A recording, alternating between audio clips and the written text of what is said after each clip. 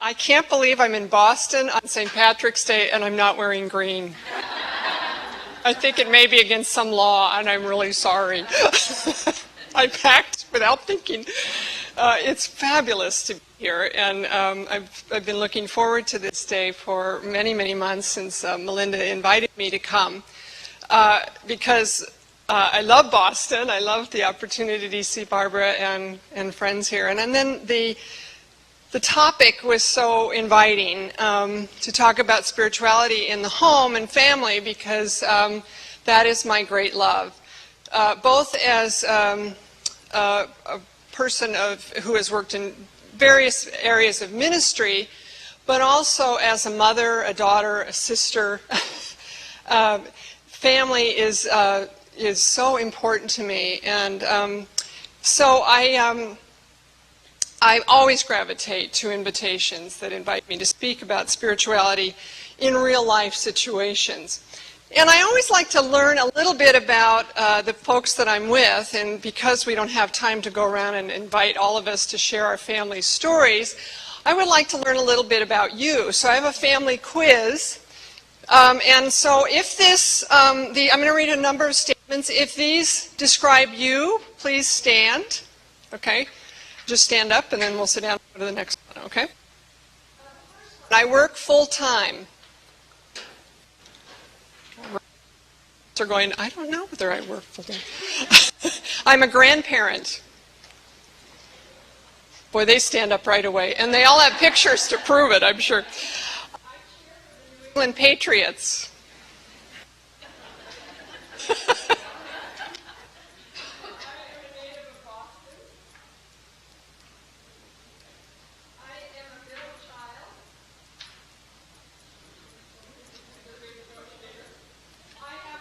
One child.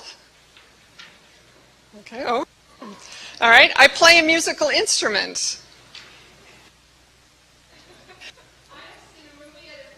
Past month. Okay. I have lived in more than one state. I like chocolate. Pet cat. A cat. I am the oldest child in my family. They're very responsible and standing up. I take time each day to do something I enjoy.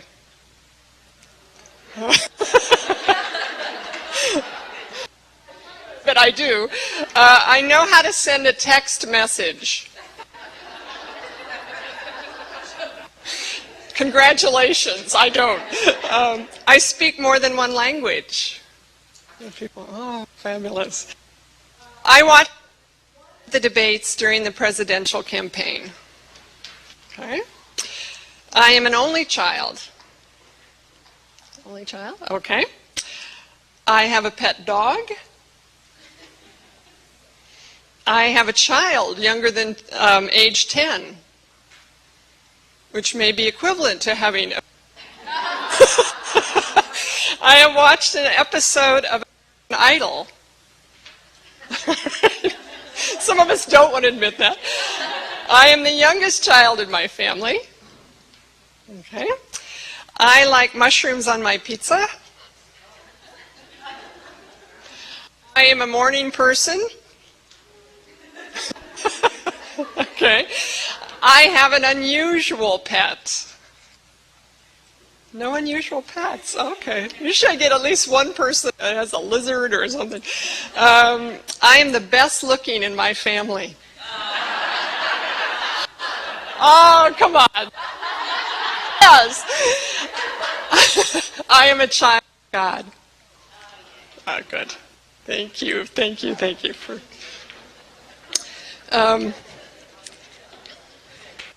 Now, believe it or not, that little quiz tells us a lot about who we are, with placement within our family, a little bit about our family stories. There's a lot of things that surface in a quiz like this. How many of you are in parish ministry? in some sense. This is a wonderful thing to do with parents. Without putting them on the spot, you can learn a lot with the kind of questions, because there's interest, there's routines, there's preferences, there's family of origin information as well as nuclear family information. It's a simple way to name some of our commonalities as well as our individualities within our spirituality. And the latter is a little bit more shaded. When Melinda invited me to come and talking about a topic and a title, I suggested to her that we take the image of the garden, and she immediately responded to that. A garden of grace. And the reason I was so drawn to that was I grew up in Denver. I'm a native of Denver, and very rooted in Denver. My grandmother was born in Denver in 1876, and she lived across the street from Molly Brown.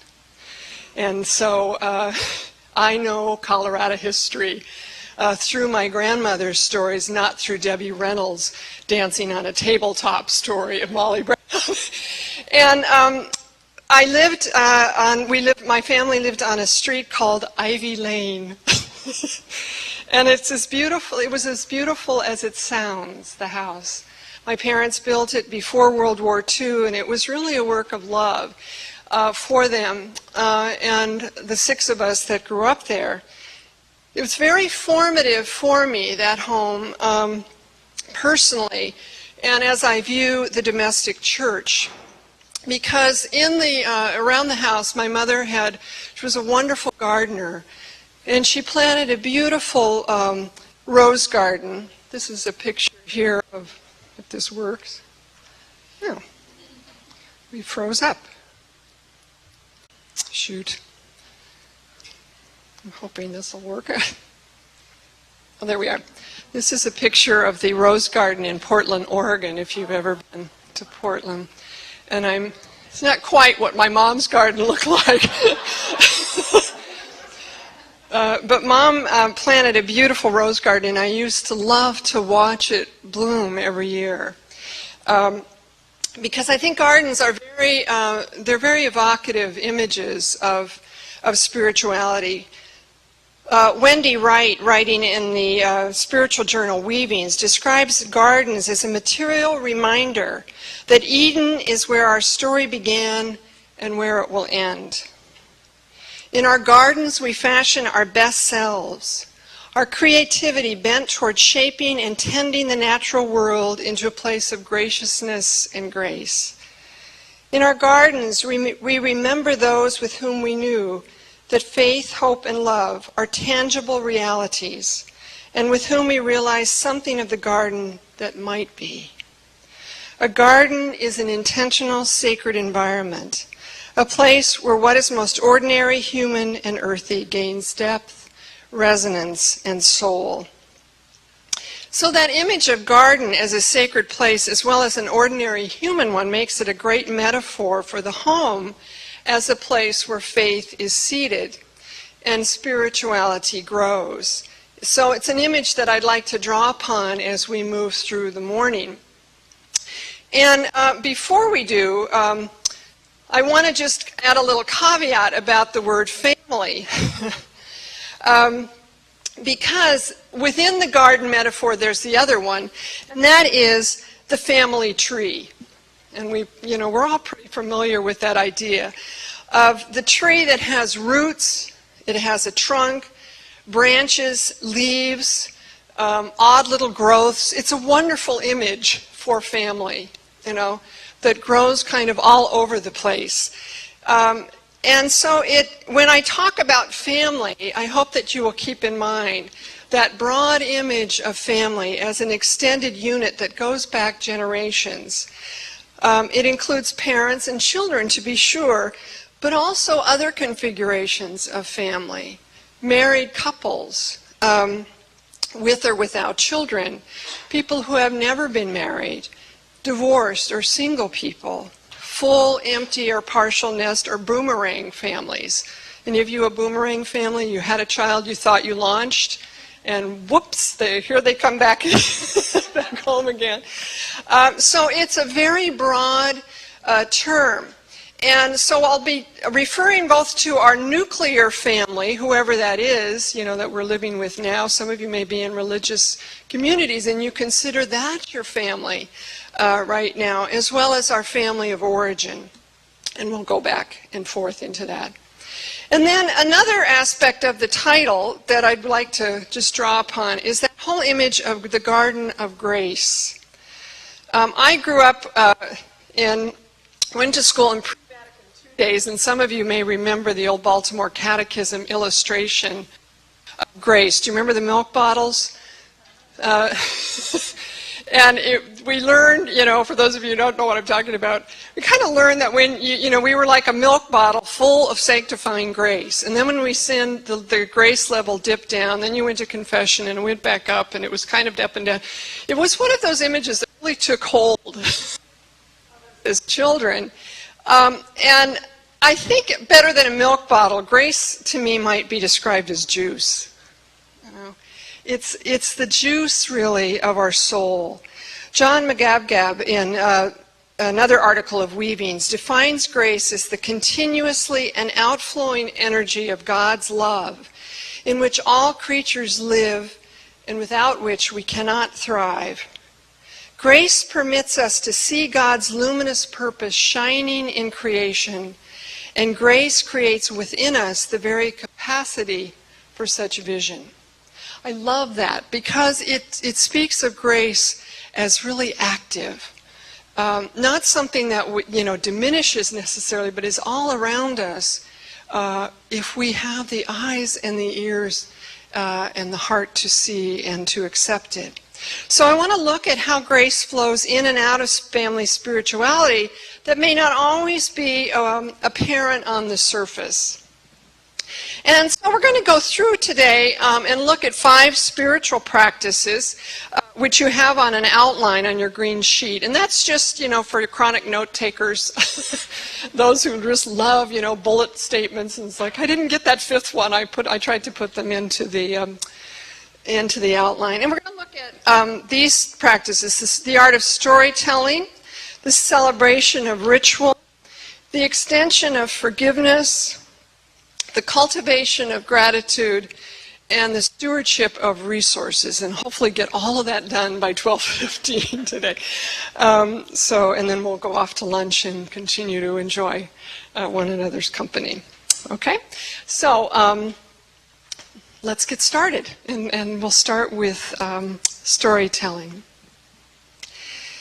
Do you have a favorite story about your family? What comes to mind when you hear that? A favorite story about my family. It could be your nuclear or your family of origin. And what I'd like you to do is just for a minute, just talk to your neighbor about a favorite story. Anything that comes to mind, okay? It sounds like you found some stories to tell. Anybody totally stumped, like, we have no stories in our family?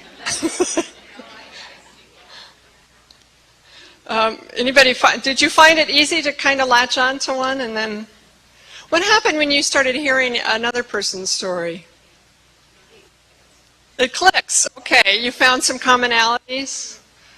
That's what good stories do. We start to tell, yeah, I remember, and that happened in my family, and this is how we handled it, and storytelling in families is so important, and it goes on all the time. I think it's, and it's central to the foundation of our faith, and certainly the foundation of families. For thousands of years, we've used stories to talk about God and to understand our relationship with God. The Bible is filled with stories about families, isn't it? Some of them you wouldn't necessarily want living next door to you. And as Wendy Wright points out, the story of the Garden of Eden is the story of where we first began. And it begins with a family.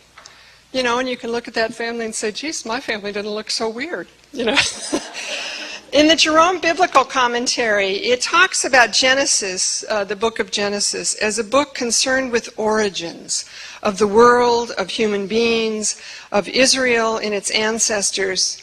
In Mesopotamian culture, it says, scribes explored beginnings through stories, not through abstract reasoning. And that is very significant if we tend to think, well, it's just a story. But what a story. Biblical families, too, are not the happy-go-lucky families, the Ozzie and Harriet families. Some of them would probably be too far out to be on Jerry Springer's show. Think about it. I don't know that he's ever had a family where a brother sold another brother into slavery. I just don't think that one's come up yet. And yet you look at Jacob's family. Talk about a family in need of some massive counseling, you know. And a dominant thread in so many of these stories is the constancy of God's presence, the covenant, guiding us and loving us throughout history. And it's the same in family life if we keep going deeper into our family stories. And there are many different types of stories that we tell in families, and I could do a whole day just on this. But I want to look at three of them. One of the most typical ways that we tell stories is through memories. How many of you drew upon a memory when you thought of your family story? Okay. Remember the time. And we draw upon family stories or memory stories often during family transitions. Would you agree? Weddings, funerals, those are times to remember. Remember when you were little, or remember when this happened, around seasons, funerals, births, deaths, family gatherings, and holidays. Every Thanksgiving, my family takes out the story of the year. The turkey fell off the platter in the kitchen, and my mother said, the floor is clean, and picked it up, threw it back on the platter, and we went on. And, you know, it always brings about more stories about Mom and her very kind of unusual ways of storing food. The telling of these stories brings a lot of comfort and healing. They bring us a better glimpse of the people who have guided, inspired, and influenced us, and sometimes those are negative memories. They're not always happy memories. They're stories that get told over and over again, sometimes ranging into the area of myth. Have you ever listened to a family member tell a story and you're sitting there thinking, that didn't happen. That did not happen that way. Sorry, I was there. You know, my brother told a story about, we had 5 crabapple trees in our garden. And, you know, do crabapples grow out here? They're wonderful in late summer. When you throw them against the wall, they make a great splatting sort of thing. And Ted calls it, he even has a name for this story, the Great Crabapple Melee, when the entire neighborhood came, according to him, and had a crabapple fight in our yard, and they even went into the house. And every time I hear this story, the cast is bigger, and we have more trees, and it's more dramatic, you know, and it's somehow, and it's like, it's part of a memory, and at the heart of the memory story is some lesson. And in that story, it's always that my mother came home and found all these kids running amok around our yard, and she was with a friend who said, I'd kill every one of them. And Mom said, they're just being kids. And when we hear the story, we talk about Mom's incredible patience with us and our antics. And a lot of times stories have that kind of message behind them. Another kind of story is ancestral stories. Something that was given a great boost by the late Alex Haley when he wrote the book Roots. And then that, you know, became a mini-series. And certainly for African Americans, what an incredible story that was, because these are people that were pulled away from their roots. Their stories were stolen from them, their names stolen from them. And this was a beautiful book, an example of reclaiming those roots and stories. And what it set off, I think, that is still going on is a tremendous interest in genealogy, where many of us find that stories of our own ancestors got lost in the great melting pot of America. because many immigrants came here and they purposely left their stories behind. Today being St. Patrick's Day, the Irish, of course, have so many tender stories. And when you go to Ireland, how many of you have been to Ireland? You know, they're constantly telling their stories. But one of the most striking ones to me is that when people emigrated to America, a lot of times they would go down to the pier with their families and they would sing a song that was basically a funeral dirge because they knew they would never see them again. And so some of us found that we don't know our ancestors' stories. There's so much value in learning these stories because they're rooted, our stories of our ancestors are sometimes rooted deep in spiritual disciplines and religious traditions. Passing on a genealogy was a way some of the evangelists told Jesus' story. He comes from a family, and here's his family tree. And then it's painted in colors and hues and textures that say this is a story of faith. And then the last one that I'd like to look at is ghost stories. The stories that haunt us in families. There are some questions that would not be appropriate to put on a family quiz, such as, there's an alcoholic in my family. Someone in my family committed suicide. Dark stories, what we call skeletons in the closet. You know, when they say you're doing your genealogical studies, be aware. You may find, your ancestor was not all who you want to find out about. But what these dark stories tell us is they shed light on our failings, our losses, our grief, and our disappointments. These are stories that have to be told carefully. Sometimes these stories need to be held at certain times. Children, for example, do not need to know every detail of the story of their parents' painful divorce until they're old enough to handle a story, and maybe even then some of those details can't be passed on. Right? Now that's not to say, in some families we take it to the absolute extreme, as my good friend and colleague Dolores Curran family denial stories, Uncle Henry doesn't drink, he just shakes, And we found, certainly through our, in recent years and decades, in looking at codependency in families and history of addiction, how important it is that we know some of those stories.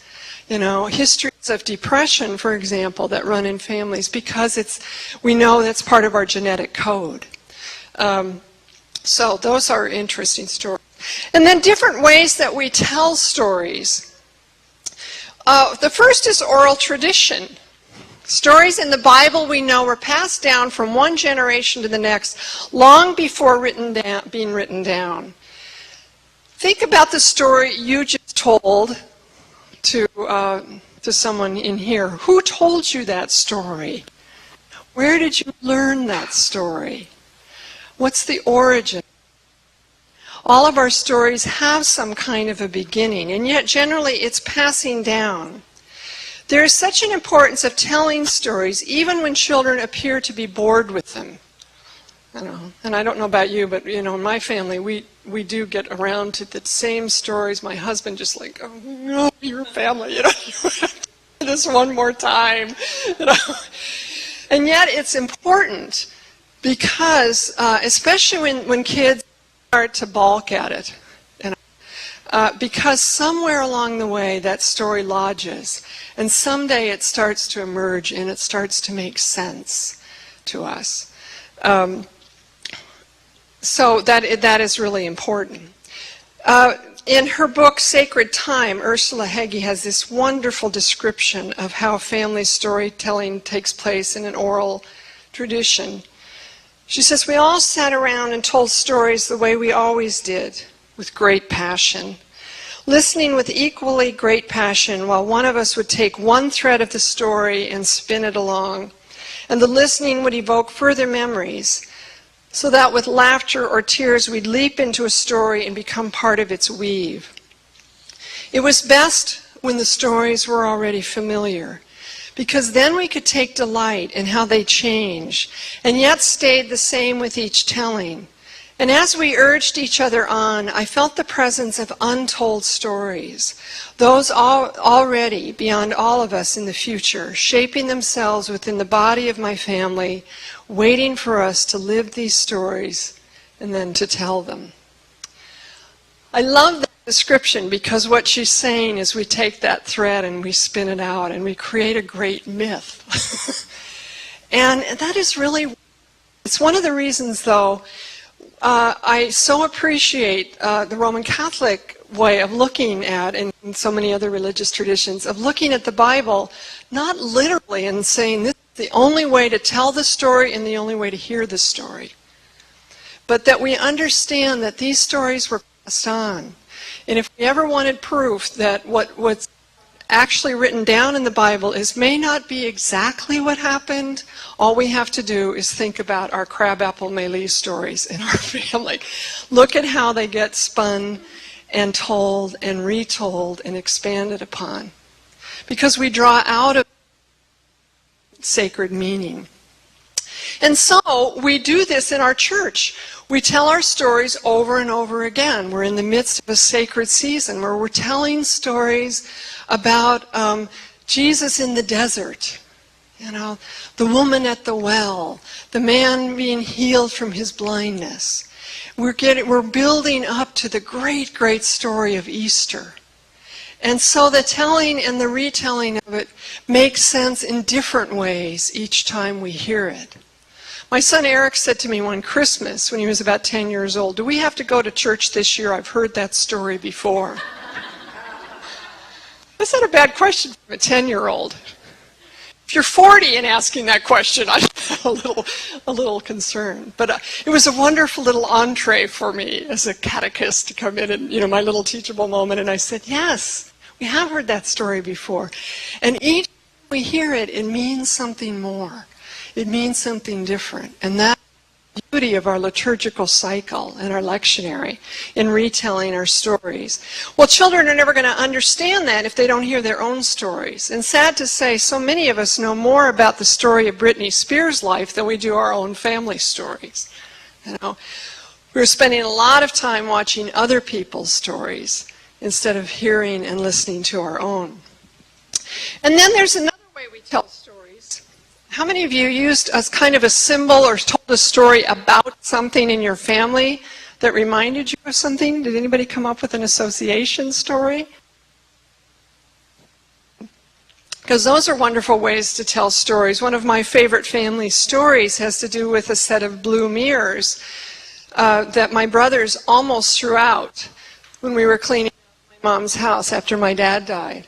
The blue mirrors were what my mom used to put on up on a mantle at Christmas time, and there's this beautiful set of mirrors, and then she would put little angel figures on them and make it into like a little skating rink for Christmas.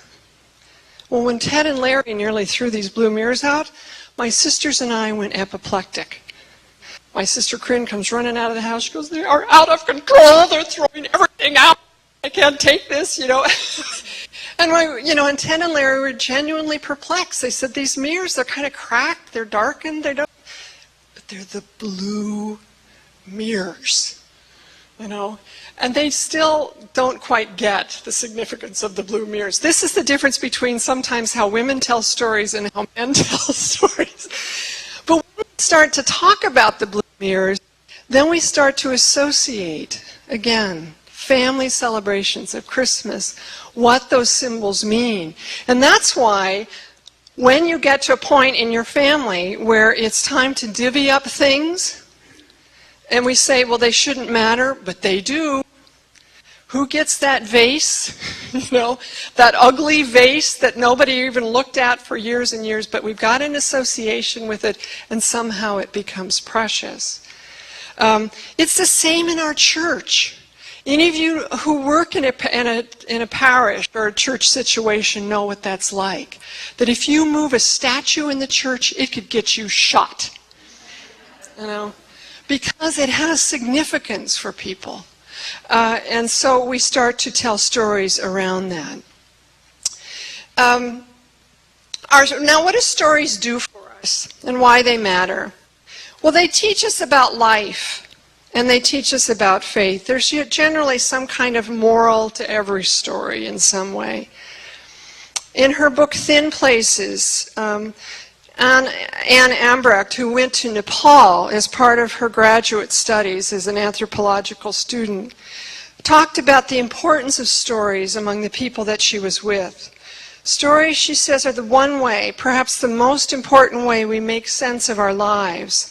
They are what we tell ourselves and others about who we are and what we want, about where we are going and why. They provide a fixed point, a secure place from which we can step into the world. It's important to know our stories. They also connect us with something larger than ourselves, our nuclear and our extended families, our ancestors, and the world at large. It's wonderful to watch the dynamics in the room when you were telling your stories, because what I could see happening was this vibrant kind of, oh yeah, and we start to relate to one another, connect in some way. They help us understand how and why we've been raised in the way that we have. In her book, Motherline, Naomi Ruth Lewinsky talks about the importance of women knowing their mothers' and fathers' stories. I think the same is true for men, to know those stories. And she talks about the way we hear them at different points in our lives. Stories, she says, from the middle of life are different from those that begin at the beginning or begin at the end. From a midlife perspective, something new opens up. A view from a mountain where one can see in all directions, a vantage point from which one can see forward in time while also seeing backward in time. Stories from the middle of a life involve an intense layering of experience that allows us to understand where we have been going from looking back at where we have been and where our mothers have been. My husband's father died when Ron was only 27. And he started to talk about how he wished he'd known more of his father's stories as he reached midlife, as Ron reached midlife. And I think it's partly this, was what did my dad experience? Why did he leave home so early to join the Navy? What were the links in his life? That questions that he didn't ask when he was in his 20s and 30s became more important as he entered midlife.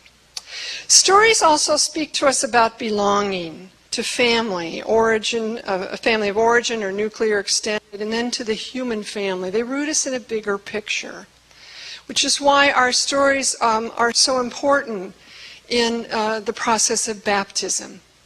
Because baptism is that sacrament of belonging. And we pass on our stories to our children in our faith.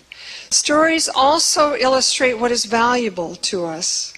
The telling then becomes sacred. They provide a bridge to understanding others. There are certain universal stories that bind us together. And I'm going to talk a little bit when we talk about forgiveness about a universal story that Jesus told that stays so contemporary, and it's rooted in family. And then I think, too, stories stand the test of time. They continue to be written long past the time we think they may have ended, including our own stories. As a spiritual director, I teach in a spiritual direction program in Denver for the Benedictine sisters run a program of Benedictine spirituality. And one of the assignments for the students is to write a spiritual autobiography. And one young man said to me in class, I'd rather scrub toilets than write, quite honestly. Even though he was very eloquent. But somehow telling their own stories was such a daunting sort of thing. They do it in 4 parts over the course of a year. And yet what is so incredible is the strands of their stories that come out, and how, what an important part of spiritual formation that is to tell our own story. And you begin to see over that course of the 2-year spiritual formation how important it is for these folks to know their own story, to reflect back on it, and you begin to see how we're still making sense of it. It isn't totally written. You know, the period isn't on the end of the sentence. I just had an experience of this traveling around the country for a year with my husband and meeting cousins that I hadn't seen in 40 years. And we have an Aunt Ginny who died of a drug overdose when we were all children. And all of us have a different rendition of her story.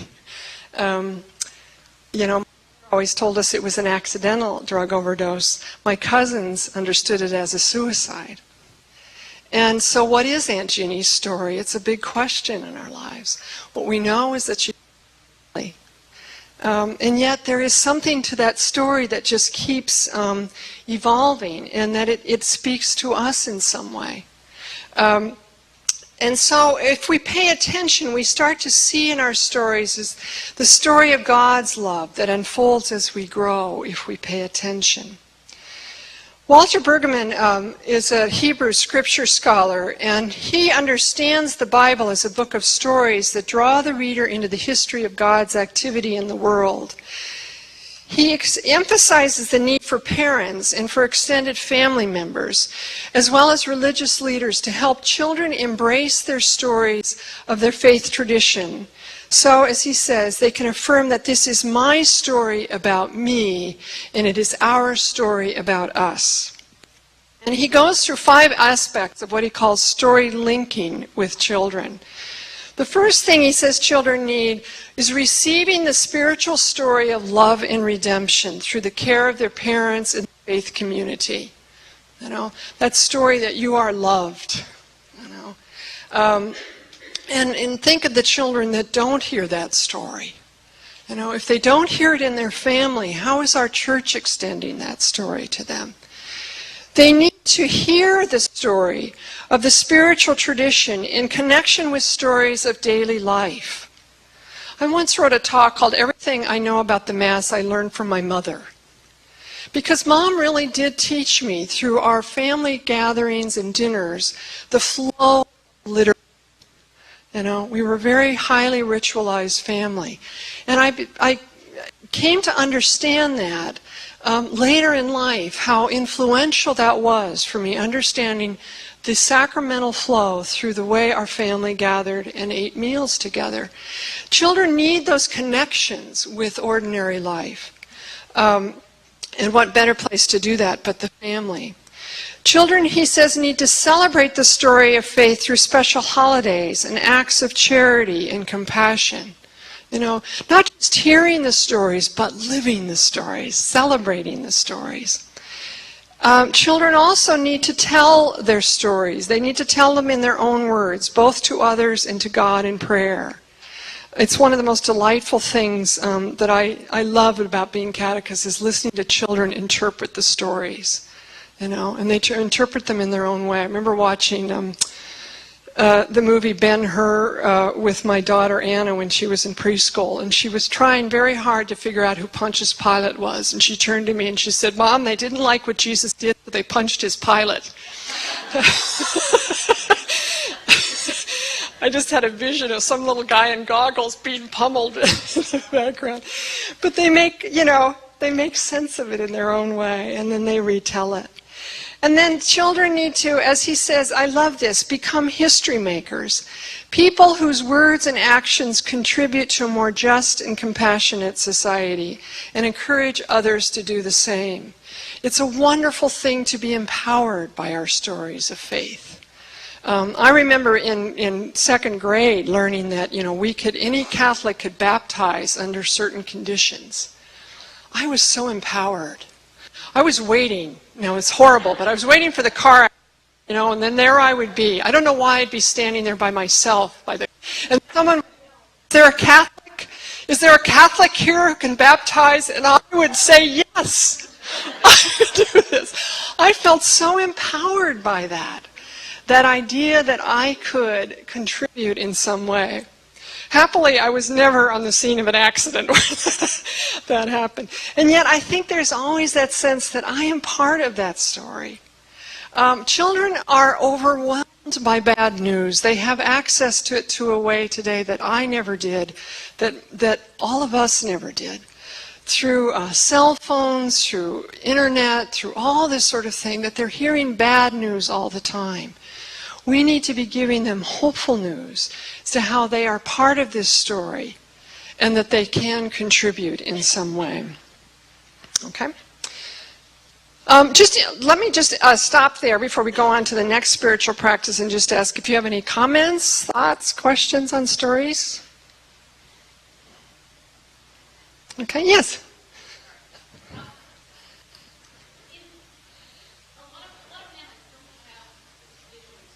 Right.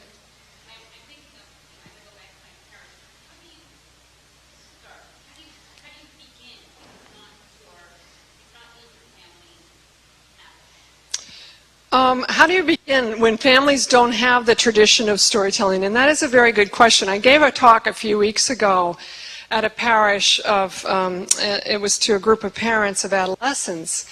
And the father came up to me afterwards and asked the same question. And he said, we don't tell stories.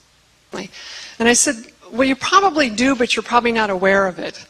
So one of the things, I think, is to help people start to become aware of the storytelling process. I mean, we're always telling stories about what we're doing. The idea of it being a ritual sort of thing may be a stumbling block for people. But every time we tell a memory story, for example, and that's why I use different ideas about, what do you remember about Christmas? What is, or just what I asked you, tell a favorite story about your family. Invite parents and children into that process. Look at how quickly we came up with stories. And I would imagine some of you came from families where storytelling maybe doesn't seem like it was a front and center. And yet every family has stories. So to talk about associations, what's a favorite, one of the occasions for great storytelling is every year we set up a Christmas tree. Where did this ornament come from? My daughter said to me one year, it seems to be a tradition. Every year we have a fight over who's going to hang up the first ornament. I said, well, that's a lovely tradition. But, she came to me in her 20s and said, tell me the stories about these ornaments because I need to pass them on. I said, oh my God, do you mean that? Because she used to groan and moan when I would, this was an ornament that, So just ordinary sort of things, I think, is what draws people into stories. And then as parish leaders and catechetical leaders, look at how you can incorporate storytelling processes into your programs. Sacraments are a great opportunity for that. Okay, and look at those connections between sacraments and seasons. Okay, does that help? Right. Someone else had a comment? Yes. Yes. Had the metaphor of telling stories about growing up, and then it's spun from there to segments of the film itself. Oh, wonderful. Through the context of answering the question. Yes. So Okay. Every question in Slumdog Millionaire led to a story. Wonderful. And that's another example. I think media has an awful lot of opportunities for families to tell stories about themselves. Like I said, we often know stories more about the media. I don't know why this keeps slipping out. Is it because where I'm standing? I don't know. Oh, okay. Anyway, media often has it, if we are attentive to it, to start remembering through, something like that, an association or jumping off point in a program or a story. Okay. How are you doing? Do you need a stand-up break? Do you need a break right now, or can we go on to the next practice? Okay. We'll go through this one and then we'll take a little break. The second spiritual practice is this celebration of ritual.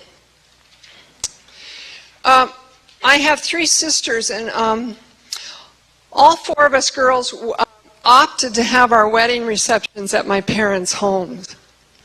Ivy Lane, as I said, had a big garden. It was a beautiful place for us to celebrate our weddings. And it seemed that when I look back second that I think, especially when I look at the elaborate celebration of weddings today that is completely disproportional to what the sacrament of marriage means, I think that we, at some intuitive level, understood that this was a wonderful surrounding and environment for us to celebrate our marriages. And so when you think about rituals that take place in gardens, garden parties, there's wonderful sorts of things that happen in ritual. There was a great little television program on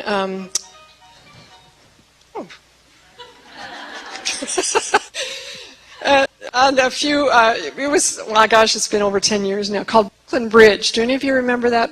A great little, it's very long, but it was cute. It was about an extended family that lived in Brooklyn, New York. Grandparents lived up above in an apartment, and then the parents lived with their two sons in the apartment below them, and it took place in the 1950s. And the grandparents were Russian immigrants. And in one episode, the grandmother's brother died, who had been estranged from the entire family, Uncle Leo. And the 13-year-old boy in the show had just won tickets to the Brooklyn Dodgers baseball game. And, of course, the funeral of Uncle Leo is going to coincide with the game. So he and his grandmother have a big showdown over his obligation to go to the funeral because she wants him to be there. They're Jewish, so she wants him to be sing that ritual with the, enchant the ritual with the other males in the family. And he's determined he's going to go to the Brooklyn Dodgers game. And in one of the most classic scenes I've ever seen about family, the show, they square off with one another, and she hips. We're family, and you're going to come to this. And he says, why? Nobody liked Uncle Leo. And she says, because we're family.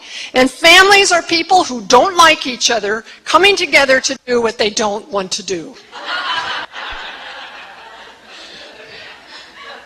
I love that. It's such a wonderful description of ritual. Can you relate?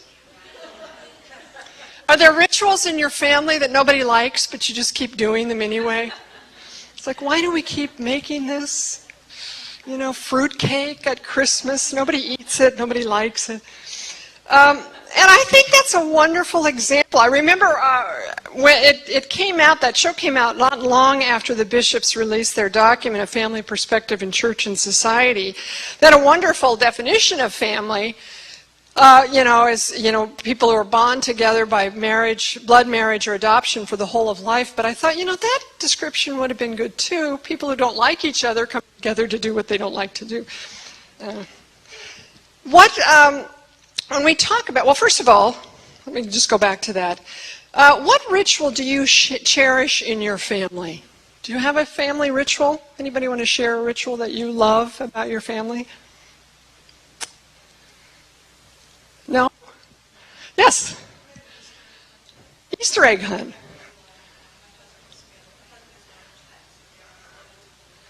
Okay. Oh, okay. Wonderful.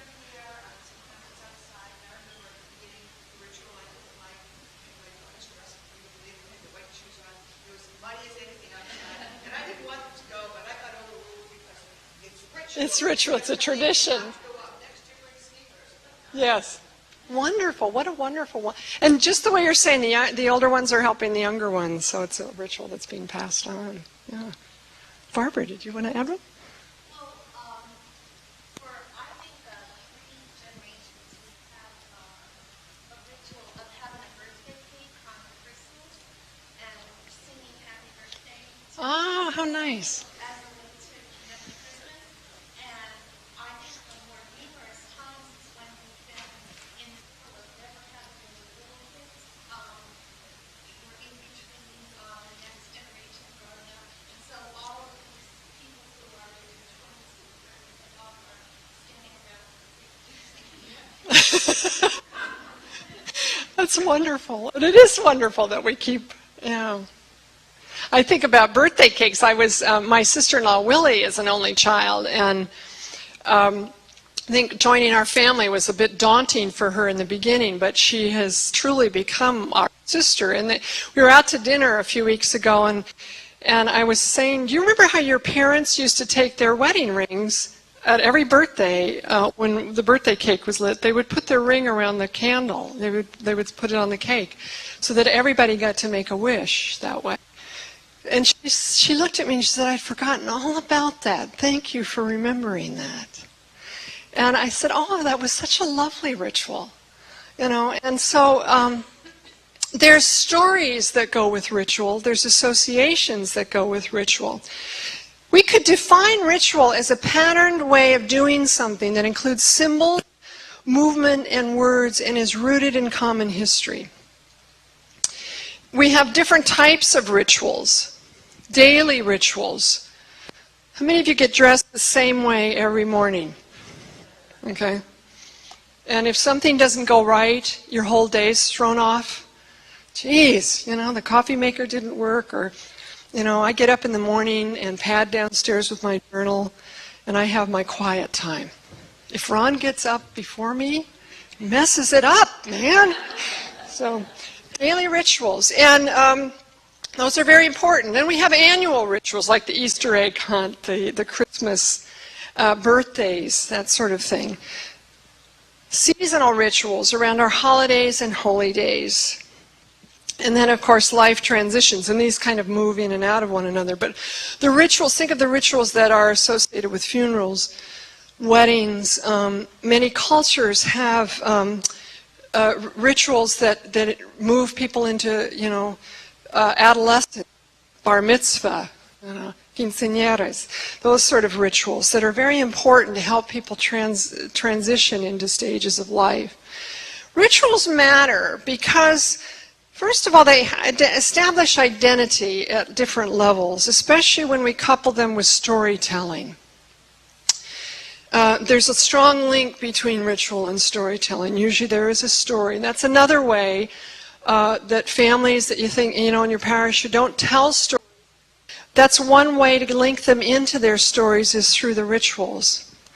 And not necessarily always the ones that we think of, but think about those 4 different, the daily rituals, as well as the big ones. They maintain stability. Think about what happens in a family when somebody gets ill, somebody dies. There's some kind of loss. What do we describe as going back to normal? What does that mean? It's usually that we pick up our rituals again, isn't it? So there is a stability that's added there. Rituals, though, also help us stay flexible and change. So we have transitional rituals like weddings and funerals, which essentially help us let go of somebody so that they can move on to another life. In Ambrecht's book about Nepal, she says that when at the time of weddings, the mothers accompany their daughters, and there's this terrible sobbing that goes on as part of it, because the mothers realize their daughters may leave the village and they may never see them again. So in that ritual, there's also death. And you look at different cultures that have those kind of realities. But rituals help us let go of people. They mark endings and new beginnings. Sometimes we need to have a ritual for the ritual. Let's let this thing die, Let's bury the fruitcake and the recipe and never make it again. Whatever it is. Rituals establish continuity with the past and hope and expectancy of the future. You look at what we did as a nation after the 9/11 attacks. We sang America the Beautiful. We pulled out our songs. I just remember that image of the entire Congress standing behind the president, and they're all singing that song. I think it was America the Beautiful. And there was such a sense then of we're going to be together. And there was folded into that was this is a song we know, that's part of our past. But what it was a strong sign to us, we're going to survive this. We're going to get through this. That's very important. You can learn a lot about a family through the rituals. Rituals convey a lot about rules, roles, and values. And usually those are sort of things that are conveyed at a nonverbal level. My husband is fond of reminding me of how he's, geez, your family. You know, he loves my family really, but he says, you say goodbye. You say goodbye in the living room, and then you go to the front hall, and then you walk each other to the car. You know, when do you just get in the car and say goodbye? And his family, he has 2 brothers, they don't do that. Goodbye and leave. I was shocked. I didn't know people said goodbye like that. What that says is when we married, how we had to kind of, look at bonding some of our rituals and helping one another understand our families. What is communicated in those kind of rituals. Rituals are a wonderful way to promote healing. Funerals, for example. But there are also reconciliation rituals that we follow. They may not be formal, but we reconcile in some way, and I'll talk about that a little bit in terms of forgiveness. I am from Colorado. I worked in a parish in Littleton, Colorado at the time of the Columbine shootings, which was essentially the parish next door to us. It was like being at the epicenter of an earthquake. That's still, by the way, reverberating through the community. The wounds are still there and they're oozing. But one of the most brilliant things our parish was able to do, the Sunday after the shootings,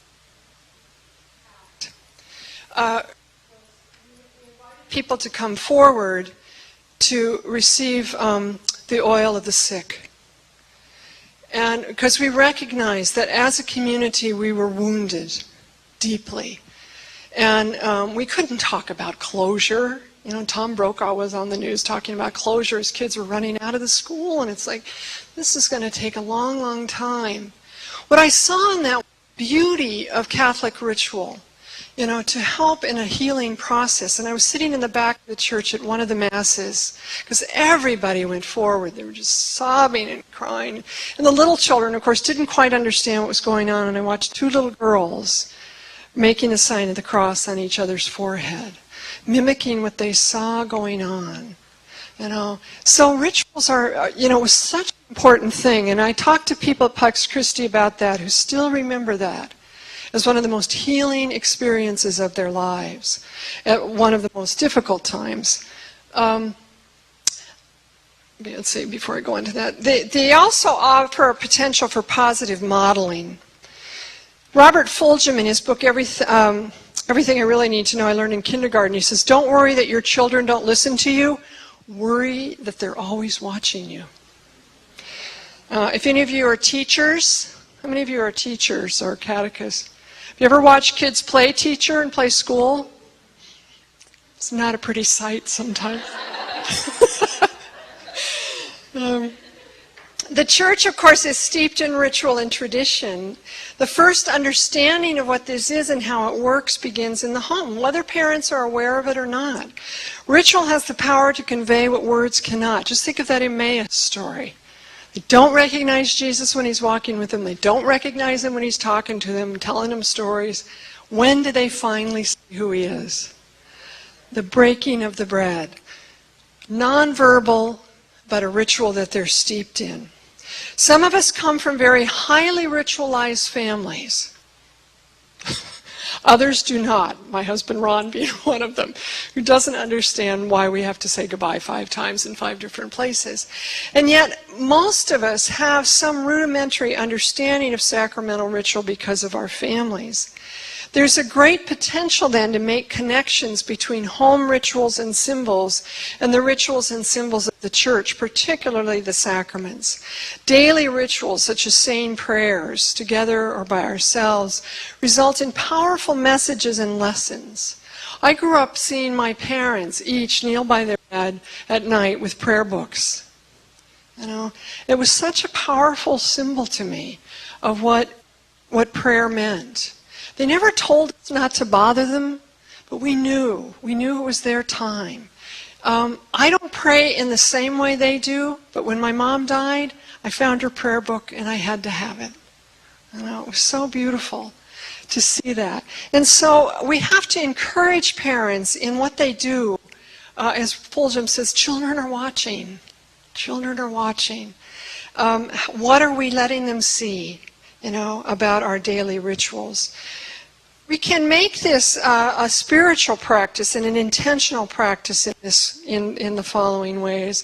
First of all, by emphasizing the importance of ritual through the celebration of holiday seasons and special events. I'm not one to jump on a bandwagon, you know, like an Advent. So many parishes have things where they invite people to come and make Advent wreaths. You know, and I think, why not have families bring the Advent wreath they have from their home and tell a story about it and bless it. And then those who don't have one could make one, but to keep it and to pass it on. Baptismal garments are one example. I was at a baptism one time where the priest told a story. He was baptizing his niece at his niece's parish. And he talked about the baptismal garment as being one he wore, his sister wore, the child's mother wore, and the baby wore. There wasn't a dry eye in that church because we all in some way related to that, the passing on. So we need to emphasize that importance. Linking the home celebrations with that of the church. Look at all the things that we do in our homes that are reflected in sacraments. You know, we extend forgiveness. We break bread together. We welcome new members into our family. You know, and look at all the rich symbols of baptism, Eucharist, reconciliation. All of those have tremendous opportunities to be linked with family. Celebrating our ethnic heritage. It is such a gift for families that celebrate, you know, where they came from. And some ethnic groups have much stronger bonds in that way, which is so important. That whole roots idea, you know, when I went to Ireland with my son a few years ago, I was so aware of my great-grandmother, you know, growing up there and coming, you know, coming from Ireland into the U.S. And then looking at blending of rituals that happens whenever two people marry. You know, we have to blend our traditions. We have to adapt our rituals. You know what the reason for the most frequent first argument in a marriage is? Christmas. How do we celebrate Christmas? Do we do it your way, or do we do it the right way? You know, I mean, that can lead to a lot of big disagreements. We go to your family or my family. You know, how do we blend the rituals so that we're accommodating one another? Certainly, I've had to do that out of respect for Ron. You know, he's from a smaller family. You know, and so some of our family stuff gets so involved. You know, when do I, you know, back off? And how do we, you know, acknowledge the Hendricks side and looking at what they find important? And that's a very important thing to kind of negotiate. Finding and using ways to incorporate rituals into the changes in family life. Everything from grieving the loss of a pet to moving to a new town, to welcoming a new member to the family, to acknowledging the pain that results from divorce. All those reasons that rituals matter are part of that. Children are going to go through periods in which they reject family rituals. That's my advice. Ignore them. They don't know what's good for them. Especially during adolescence, because in a sense they don't understand it. They roll their eyes. That's just a genetic trait that comes, you know. It just, for some reason, girls especially, oh, Mom, you know. And yet they come back. How many of you have had kids come back from college? And they want to know, why don't you have this? You know, we've got to make this food and everything has to be the same. You know, I think it's important that we just continue on. because in time, like Ruth Lewinsky talks about, in mid-time, in the mid part of our lives, we start to look at these things in different ways, and so will they. There are other times, though, when we must recognize the need to change, adapt, or drop rituals that no longer hold meaning for us. Those that are the most valuable tend to stay because we know their intrinsic grace, even if we don't talk about it. Have any of you been to Oklahoma City to see the memorial there? This is a statue that the Archdiocese of Oklahoma City erected across the street from the memorial gardens. It's Jesus weeping, and his back is turned to the site of the bombing. It's very touching.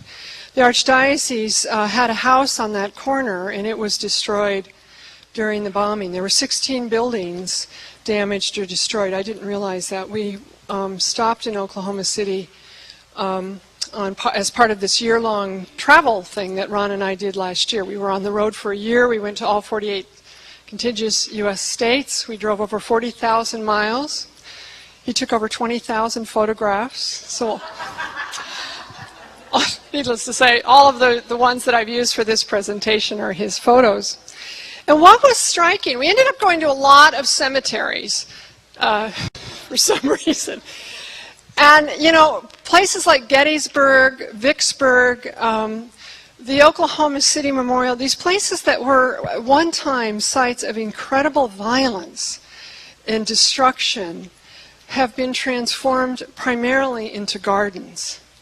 It's very striking. And you've probably seen pictures of the Oklahoma City Memorial where they put chairs representing all of the people that were killed as a result of the bombing, and then they have something like 16 or 17 small chairs for the children. And there are teddy bears sitting on those chairs. It's just so touching. And it speaks to me strongly of the image of forgiveness and the importance of that. When you think about a garden, think about the potential of damage that is inflicted in a garden when a noxious weed overtakes it and chokes it if it's not rooted out. In essence, that's what conflict and unresolved hurt does in family life. And anybody who works in law enforcement will tell you that the worst possible scenario to walk into, and most dangerous for a law enforcement officer, is domestic dispute. My niece, Tracy's husband, Chris, was a member of the Los Angeles Police Department, and he was badly beaten in a domestic violence dispute when someone turned on him.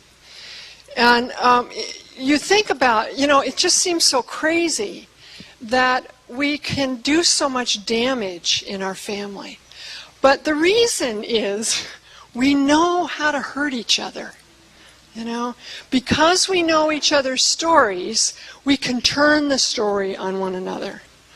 We know the rituals. We know the behaviors, everything that we can really, if we want, really sock it to them, you know. And so you look at kind of the typical arguments that go on in families, and one of the ways to sustain the conflict is let's bring up past history, you know. Like Irma Bombeck says, why is it that every argument we ever had ends up with, why did your mother wear black to our wedding? You know? And you think about the different types of family hurts, festering wounds, suffocating silence, generational grudges, and the inability to blossom. You know, we're just always kind of kept down. When you think back to those ghost stories, some of them are benign stories, you know, the ghost stories of don't do that because you know what happened to Uncle Henry when he, you know, but others are very deep and haunting. Stories of family dynamics that shame or blame and damage is done over time. When I worked in the spiritual direction program as a facilitator in Denver, what was striking to me was the number of people who had stories of abuse, sexual or emotional abuse that came within their family, and how many years and years and years of work it takes to go through that and work through that. the shame that comes with that, the blame, the anger, the damage. Jesus places so much emphasis on forgiveness in the Gospels. He uses a story of a family to describe reconciliation, and it's so, that's the story that I referred to earlier, that is a universal story. Do you know which story I'm referring to? Prodigal son. There's no way really to understand how the sacramental process works in the sacrament of penance and reconciliation if we don't read the prodigal son story, because it's grounded in that. And what family in some way doesn't relate to that? A child that's run away, and maybe it was me, or I'm the child that stayed at home, the good child, the good son, the good daughter, and I have that resentment that why wasn't I recognized? You know, it's such a powerful, powerful story. And it keeps getting retold in contemporary ways because it stays relevant. It's about family dynamics. Broken relationships in that story are healed at all sorts of levels. The relationships with ourselves, relationship with others, with the larger community, and with God. So I'd like you to revisit, and this isn't something you're going to share with anybody, but just for a moment, reflect on any unresolved hurt that you can identify in your own family. And again, this isn't to share with anybody, but just let it rise a little bit in you.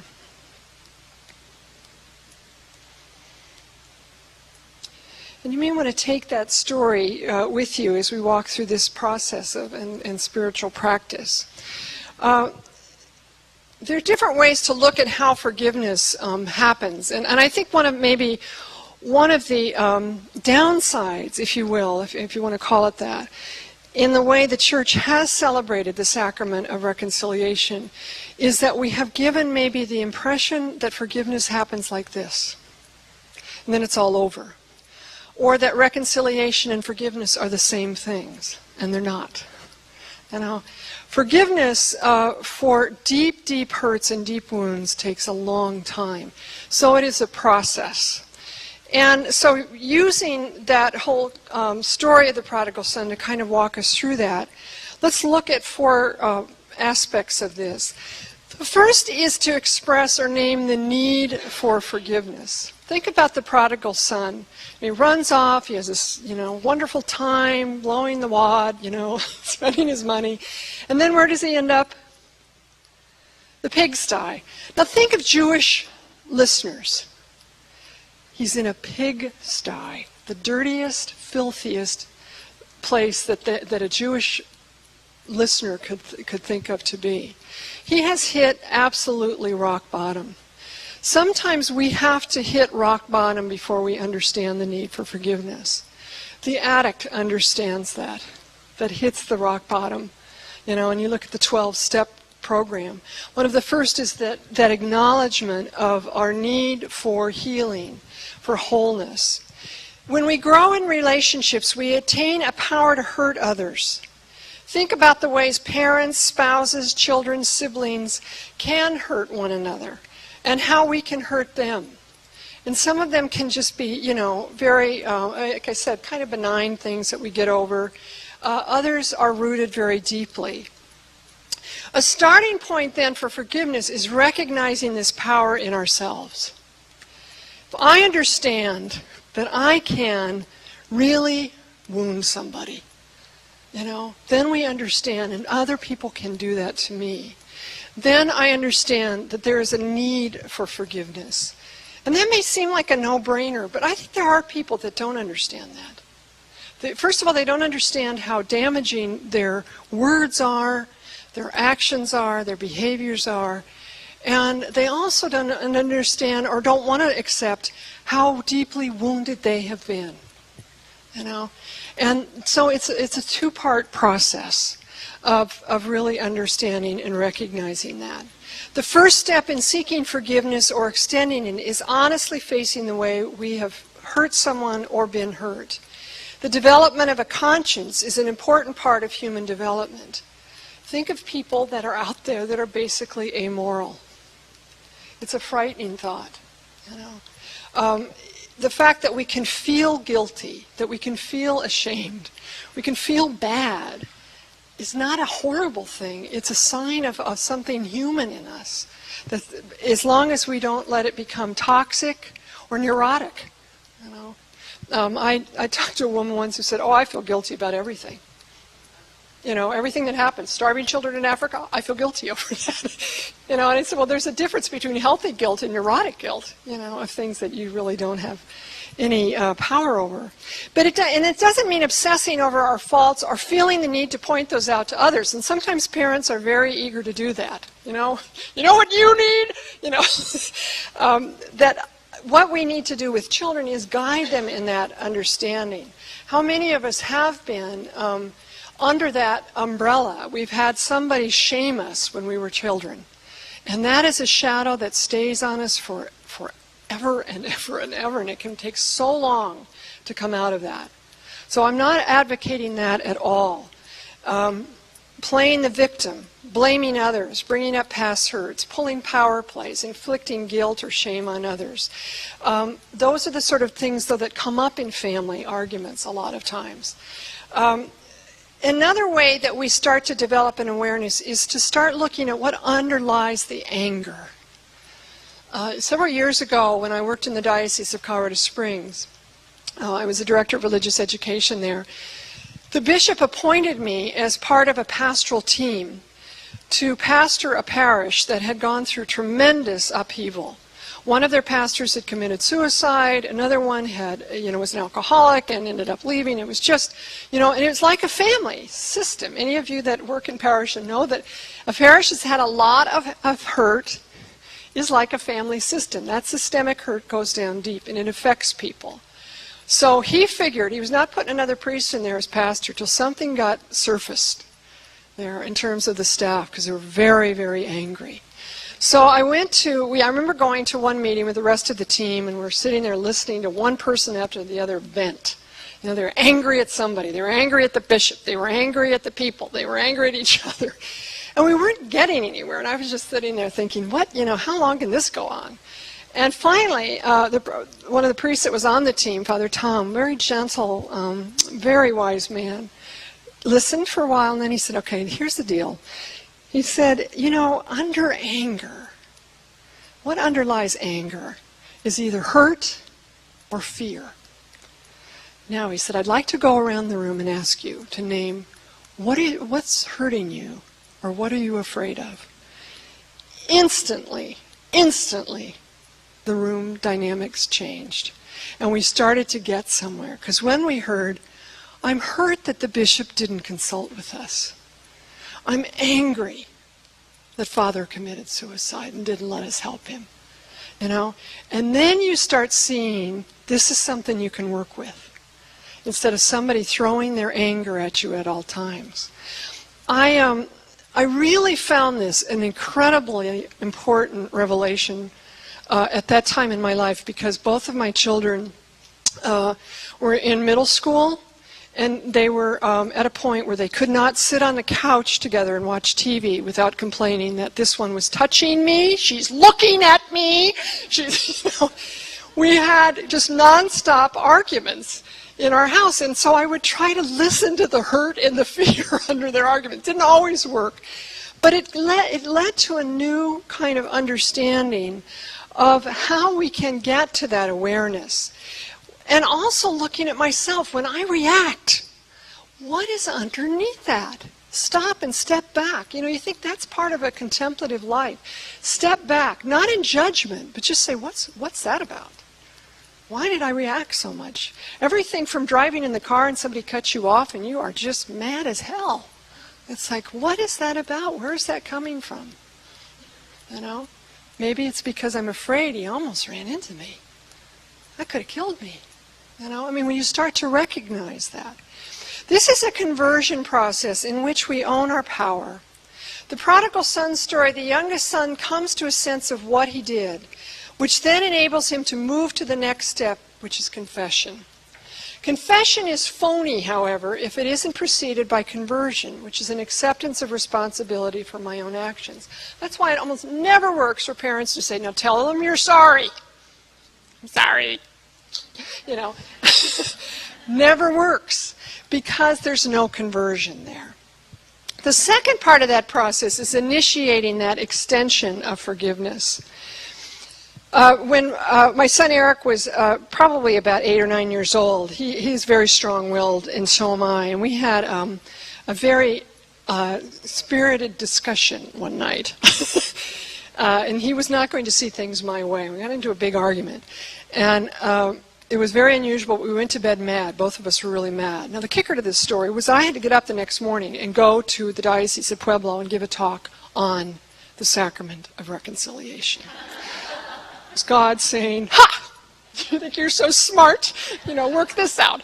So I'm lying in bed that morning thinking about my dilemma. How do I go and give this talk without the big hypocrisy, you know, sort of attitude flying around me, you know, when I couldn't speak to my own son. And in comes Eric. And I'm not making this up. He knelt by the side of the bed. And he said, "Mom, I'm sorry." And I thought, this wave of relief. Coming to his senses at last. My son has come to his senses at last. I'm thinking, thank you, Jesus, thank you, Jesus. And then I heard the word, but. It wasn't all my fault. Okay, there he held me to accountability. There I was having to say, yes, I had part in this. I didn't listen to him. I didn't honor him. I didn't respect him. You know? And so it opened up a doorway for the extension of forgiveness. But he was the initiator. The child was the initiator. Talk about humbling. When we're stubborn about being the first to initiate forgiveness, which is sometimes things parents struggle with, teachers struggle with, I think anybody in authority struggles with. Look at our political leaders that have such a hard time saying, "I blew it," you know, "I was wrong." You know, it can slow down or even stop the process of forgiveness altogether. It's not easy, but asking for forgiveness provides a sense of relief. There was such a relief when Eric said that, you know, even the "but" part, you know, because it enabled me to say and own my own part in the whole thing. And then we could get somewhere. You can't get anywhere if we're each going to stay stubbornly, you know, wedded to our own views, our own version of a story. When two people in a household are in conflict, everyone suffers, don't they? It's that family system thing. Have you ever had a meal where somebody's mad at somebody else? You know, what do we say about the tension? You could cut it with a knife. You know, it's horrible. It's a systemic thing. As Diane Setterfield says in her book, The 13th Tale, families are webs. Impossible to touch one part of it without setting the rest vibrating. Impossible to understand our part without having a sense of the whole. So the stories even that we learn, you know, getting back to storytelling, all these practices are really woven into one another, even though I'm taking them separately. But storytelling is so much part of that. There is such a way that we can start to understand our dynamics through the way our families grew up. I lived with a roommate when I was in college whose father would not allow any of them to express anger. She told me, she said, if any of us were mad or there was a fight, Dad made us stay in the room. And we couldn't express how angry we were. Needless to say, Joanne was in counseling for a long time. What she found with that was how difficult it was for her to deal with any kind of conflict because she didn't know how to express her anger in healthy ways. She had it shut down. So when we start to tell those stories, it's not to say Dad was bad. Dad, you know, who knows where he learned his story, you know, and how that got passed on. The break comes is when we break the chain. And that's what a mother said to me once about the conflict she has with her mother. You know, I went to lunch with them one day and it was appalling to see the way her mom talked to her, you know. Dismissed her, interrupted her, you know, and Joni said to me, I'm going to break the chain with my daughters. I'm not going to do that to them. And it wasn't to say that she hated her mother or anything. She had made peace with that, but she began to see, I'm not going to continue that. Okay? And that is a part of that as well, is owning also what happens to us. It takes someone to start the process. The best way, again, for parents to teach this is through modeling. I wish I could say I was the one that had crept into Eric's room and said, Eric, I'm sorry, but, but that is a wonderful way to see it. The prodigal son's confession, listen to this, I have sinned against God and against you. I am no longer worthy to be called your son. The son comes to the point of recognizing his need for forgiveness, and then he develops a confession that names it.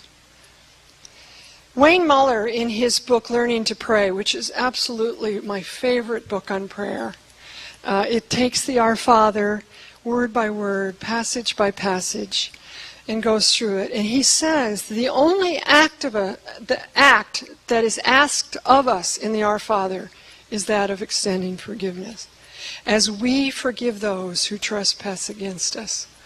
All the other passages or pieces of the Our Father are petitions. Give us this day our daily bread, but we are asked to extend forgiveness. Confession has long been a part of the Catholic Church's tradition, one that is expressed in several of our sacraments. In penance, bless me, for I have sinned. In Eucharist, I confess to Almighty God. In the anointing of the sick, where we confess our need for healing, for forgiveness, for wholeness. How can this become then a practice in our families? Sometimes a third person is helpful in acting as an agent of forgiveness, particularly in situations where there's deep, deep conflict and unresolved hurt. Now, that doesn't mean I start to interfere or gloss over the problem. Instead, this third person can help by encouraging discussion or dialogue or letting people vent. Father Tom was that agent of reconciliation with that staff when he invited them to go a little further, explore their anger a little further. And so that role of confessor, we see, which has long been part of the Church's rite of penance. It makes sense that we talk to somebody who's non-involved, who can stay outside of that. Otherwise, it becomes that Tom and Jerry cartoon, where the cat and the mouse, they're fighting with one another and they roll over, and everything gets caught up in the vortex of their conflict. That's what can happen with parents. Stop yelling at each other, that sort of thing. And before you know it, you're kind of part of that. Well, who do families seek out as third person? Sometimes it could be other family members, a spouse, a sibling, a grandparent, as long as they don't triangle.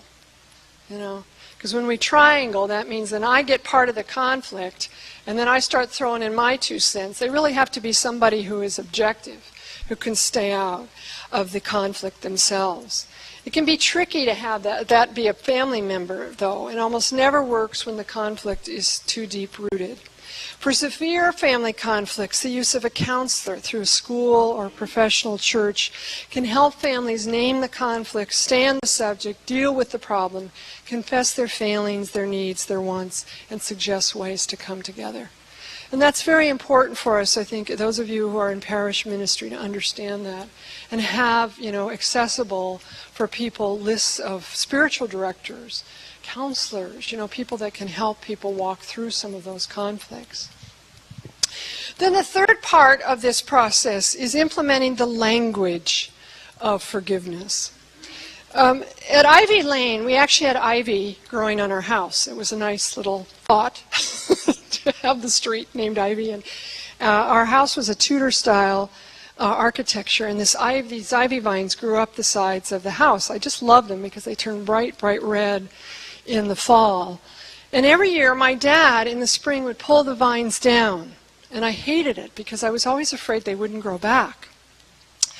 And over time, I began to understand that what Dad was doing was actually healthy for the vines. It not only cultivated growth, but it kept us from getting entombed in our house. If he hadn't, pulled them apart, we literally would have been sealed into our home.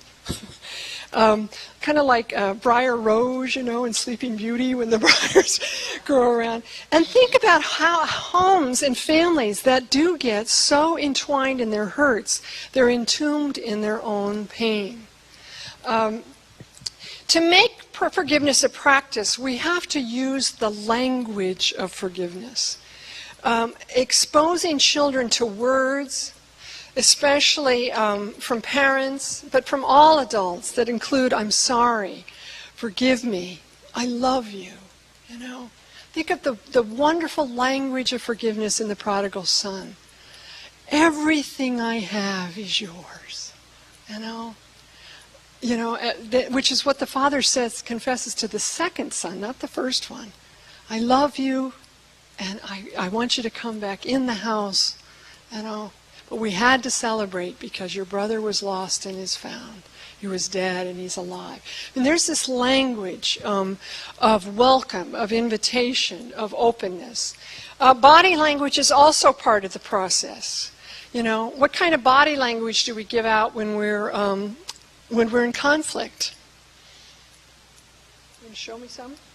Yeah, the folded arms, the tapping foot, the rolling eyes, the silent treatment, which I used to try on my husband. But when you give the silent treatment to an introvert, they think it's actually a gift. So that's not a good thing.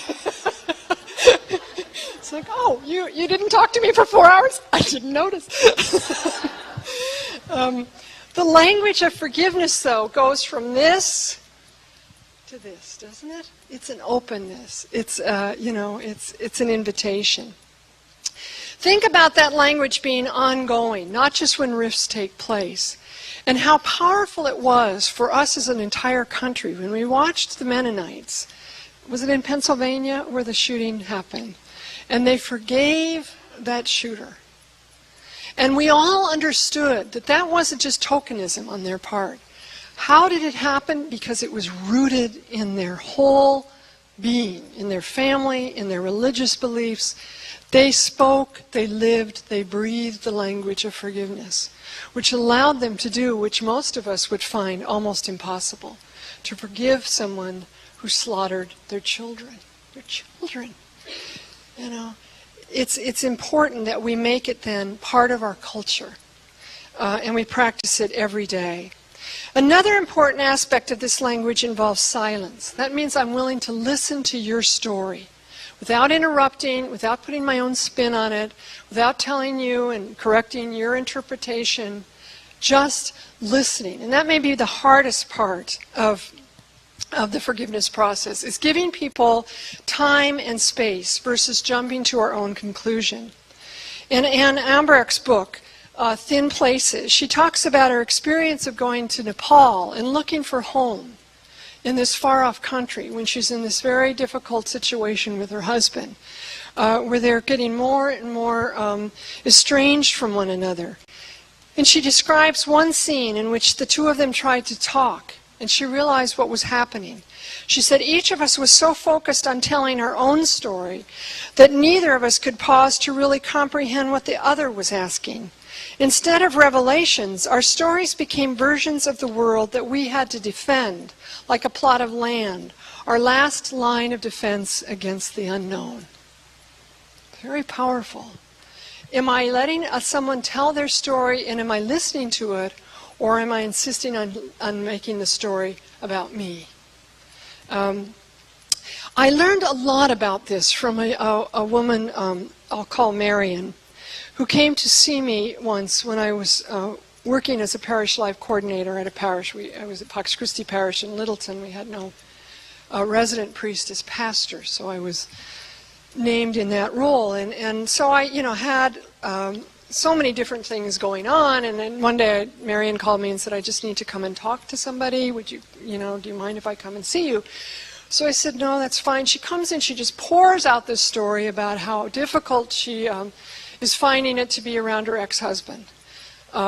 They've been divorced for several years, but they had joint custody of their children. And so he was still part of the scene. And she said, she confesses, he still knows how to push my buttons. And she says, and this was the thing I learned, she says, I need to let go of this. I need to let go of the power he has to keep hurting me. Now that was profound. Because what I saw in that was not forgiveness as, that wimpy sort of, it's all right, it doesn't matter. Of course it matters. Jesus was not asking us to become doormats for other people's neuroses. And I once heard a wonderful interpretation of the story of Turn the Other Cheek, which was that when a master slapped a slave, he would backhand the slave, because it was another way to show the master's superiority. You would slap somebody on the cheek with the force of your open palm if they were a peer. And Jesus, in saying turn the other cheek, says, then they can't backhand you again. They have to slap you as a peer. Isn't that interesting? This isn't advocacy for let's go slap each other around. But I think when I heard that, I thought, what a whole different interpretation of this, of turning the other cheek, but also standing our ground. I am a person. I am a person. One of my favorite encounters is described in a book, The Color Purple. Love that book. And if you're familiar with the story of Celie, who's just totally, abused by her husband, who's so cruel to her. And through her friendship with a woman named Shug, she starts to see herself as valuable and beautiful in herself. And her husband says to her one day, when she defies him finally and says, I'm leaving, he says, where are you going to go? You're poor, you're black, you're ugly. And she says, I may be poor, and I may be black, and I may be ugly, but I am here. And it is her way of saying, if you're going to slap me, you're not going to backhand me. I'm standing my ground. I am who I am. She becomes such a wonderful figure of Christ in this story, of a person who's standing with integrity. And that's what I think Jesus calls us to. Forgiveness takes time, and it takes energy, and it takes openness. And when we let go, when we say, I cannot keep letting these people hurt me over and over again, was the response of one of the fathers of a victim at the Oklahoma City bombing who refused to go watch Timothy McVeigh being executed because he says, I have to forgive him. If I don't, he'll keep shooting or blowing up my daughter over and over and over again, and I'm not giving him that kind of power. See, that's empowerment of the best sort. And we have to see forgiveness in this way. It takes time. We cannot push anyone, our children, our spouses, our parents, and especially ourselves, to forgive before we are ready. Otherwise, it becomes insincere. It becomes superficial. And all of these steps take time. Anybody in a 12-step program knows that. They're not going to whip through it, this month I'm on this step, this month, it'll take some people years to get beyond step 2. The older we get, too, the harder it is to forgive. Ironically, this may be due to the memory of deeply held stories or family rituals that are damaging and hurtful. Sometimes reconciling with others is impossible. I once spoke to a group, an elder hostel group, about forgiveness in the family. That was daunting. I thought, what am I going to tell people in their 80s about forgiving their family? But afterwards, one of the sisters, it was at a Benedictine monastery, and there was one of the Benedictine nuns was there, and she came up to me and she said, how do I forgive someone who's dead? And she told me how her father had been so abusive towards her mother, and she said, I can't forgive him, and he's been dead, and how can I let go of that? And we talked about, my little catechetical training comes out, well, write him a letter and burn it, things. But I mean, that question hung with me and haunted me for a long time. This was a woman who's given her life, to religious vocation, and yet that was weighing on her heart. There's no easy answer to that. Sometimes it is impossible to reconcile with someone else, but reconciling with ourselves is such a necessary part of that healing. And only then can we understand then what the church says. We celebrate the sacrament of forgiveness. Now, I grew up, being so afraid of the confessional, of all the rubrics that I would forget how to say, the whole formula, bless me, Father, for I have sinned, I don't know whether I've sinned, I'm 8 years old, I don't know. I'd always confess that I fought with my brother, because I figure even if I couldn't remember specifically fighting with Larry, I figured I probably did it sometime during the past week. And so the only celebration I had was that the relief that it was all over with for a week. And there are a lot of adults that have those old memories of the confessional that aren't necessarily positive. But when the church did this sacramental, review and revision of our sacraments after Vatican II, there was such an emphasis on the grace of forgiveness and the celebration, which is part of the prodigal son's story. He throws a party for the lost son. And when you think about that in terms of parenting, who of us wouldn't, after their child's been gone, and think of how long he was gone long enough for a famine to have broken out in the land. Famines took years and years and maybe decades, and it said the father was on the road. I picture him wringing his hands, waiting.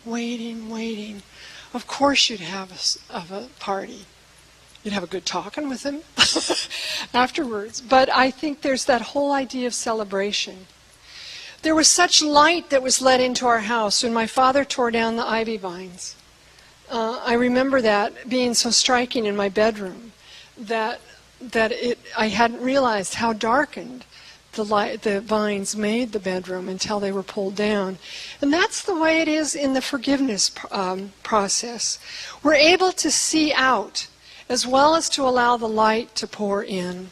There's great relief that comes with forgiveness and the light it lets into our heart and souls when the toxins of shame and guilt, resentment, anger, and violence are released. The benefits of forgiveness are numerous. Our hearts and minds feel lighter, and we may have a new way to look into the hearts and actions of others, especially those with whom we have been in conflict. We experience renewed hope and faith in those around us. I think in the home, this happens in different ways. First, through touch. It's such a human thing that we would reach out and touch one another. Hugging one another. When Eric crawled, after he was kneeling on the floor and we got to the point of he confessed to me and I confessed to him and we both said we were sorry, he crawled up into the bed and we snuggled under the covers and laughed. And that was such a part of it. He really sent me on my way that day with a light heart. One of the most simplest and most profound ways of celebrating reconciliation is physical touch. But it also is a process of allowing ourselves to be touched by another's extension or seeking of forgiveness. And it may be harder, actually, for us to receive forgiveness than to give it out. Do you ever find it that way? I'm so bad. I'm always making these mistakes.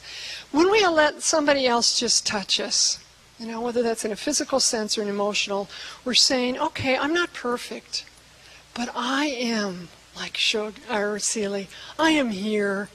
I'm beloved of God. I'm doing the best I can. Those are sorts of ways that we say we allow ourselves to be touched, embracing ourselves for who we are. As Anne Ambach says, we see the weed as well as the flower in ourselves, and that's just the way it is. It also is a restoration of the routine, as I spoke earlier. In the story of the prodigal son, the father throws a party for the younger son. It not only celebrates his return, but in a sense it allows the household to return to normal. There is a transition piece there that the father has this instinctive understanding of.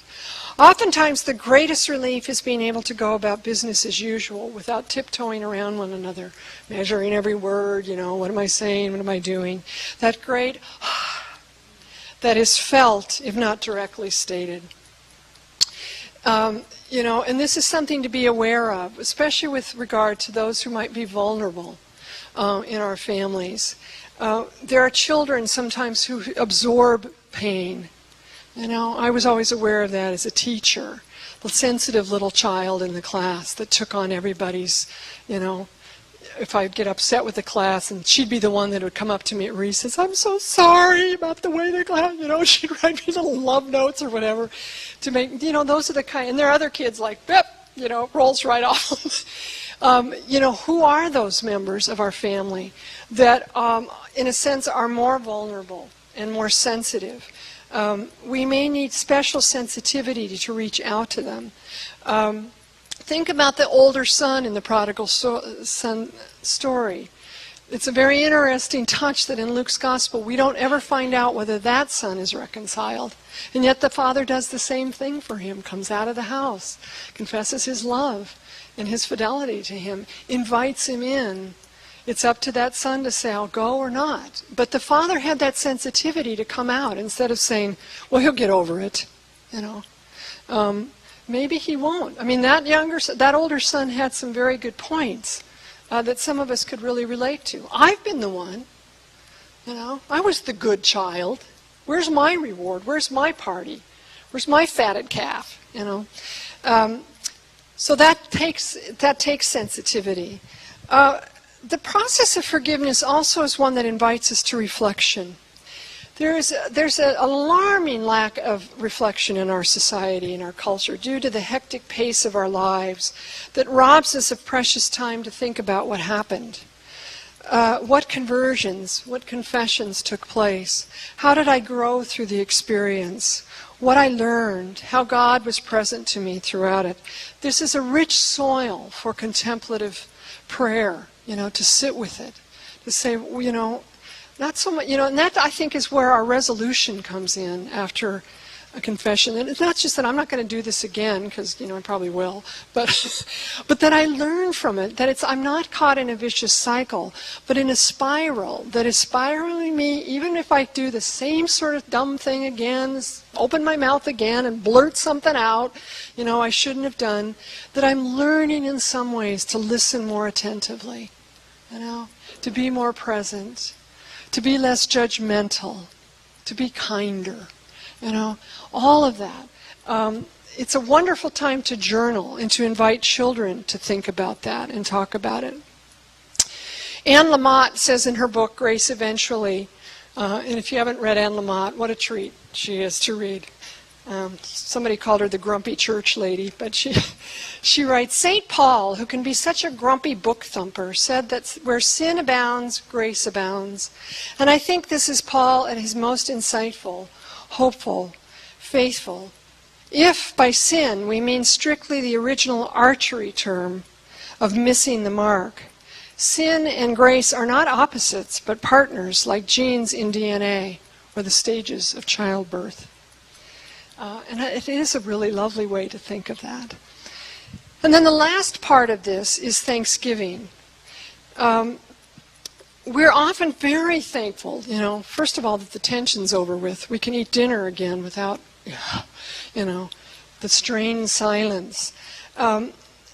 That experience of coming together again, for the way in which often in retrospect we see God's presence through the process of breaking up and making up, as the old song goes. In the parable of the prodigal son, the Thanksgiving is symbolized by the party in which the lost one's return is celebrated. There's a connection in family processes of reconciliation with the larger world as well. When we talk about social sin, that woman who said she's guilty about hunger in Africa was really, I think, probably a very well-formed Christian in the sense that she understood that there is such a reality of social sin. That when we argue in our families, and I used to say that to our kids, if you can't get along with one another over who has the television remote, how can we expect peace in the Middle East? They didn't quite get the analogy when they were 13. But there is something to that. In his book, Prayers for the Domestic Church, Father Edward Hayes writes, every sin has its effect upon the home, which then ripples out to the far shores of the earth. In like fashion, every act of pardon and reunion restores peace and health, not only to the home, but in a very real way to the whole world as well. My husband Ron and my daughter Anna went on a trek in Nepal a few years ago, and they came back with prayer flags, which they said are just hanging everywhere in Nepal. Some of the most out of the way places they'd see these prayer flags. And I went online to, kind of learn a little bit about them, because Ron hung them on our porch. And there's a belief that when the colors fade, that the prayers go out from the flags into the universe. I love that idea. It's that whole ripple idea. And we think about when we share forgiveness, when we share peace, think of that rippling outward. In her book, Real Kids, Real Faith, Karen Marie Yost notes that helping children name their wrongdoing and helping them craft different, more loving responses is a way to help them expand their options. It's like tearing down the vines and letting the light shine in. She writes, "We are often intrigued by people who have overcome great adversity to succeed in life. Our family prayers of confession and forgiveness help us recognize the spiritual power that infuses such changes, even when they are on a much more modest scale." And I see a lot of parents, younger parents today, that are almost afraid to hold their children accountable. We want them to be friends or something. We don't want to upset them. Teachers are also caught in that bind. My parents had no problem with that whatsoever. Where we see, and part of it is that reaction, well, I don't want to be seen as negative. And we've done so much to help build kids' self-esteem and making them feel good about themselves, that we may be robbing them of this opportunity for self-reflection. And that's what it is. It's an honest self-evaluation. I have the power to hurt one another, somebody else, but I also have the power to ask for forgiveness and extend forgiveness. When I myself feel overwhelmed by the violence and conflict that seems to envelop our world at times, I'm really heartened by this broader understanding of sin and grace. Because then I begin to see that our little tiffs in family matter. And what we do, even if it's a very small reconciliation, ripples out into the universe, like those prayers from the prayer flags. And it adds to balance. And that, I think, is what Jesus was preaching. Forgiveness, forgiveness, forgiveness. Be gracious, be open, and be thankful. Wasn't that a lovely segue to the next practice? A few years ago, I called my daughter Anna, who's now about 28, and I said to her, "Anna, I want you to mark this day. It's the day I officially became an old fogey." I had been in getting my hair cut, and a number of little girls, they were probably about 6 years old, came in with their moms to get their hair done, their nails done, for a Cheetah Girls concert. Now, I didn't know who the Cheetah Girls were, so this was a massive cultural education for me. And as I heard this story being spun out about who the Cheetah Girls were and what was going on, and I'm thinking $40 a piece for tickets to see them. Moms are bringing them in for haircuts, color in their hair, nail polish. I'm thinking, what's going to happen with these kids for prom? Suddenly my mother became, my mom believed in delayed gratification.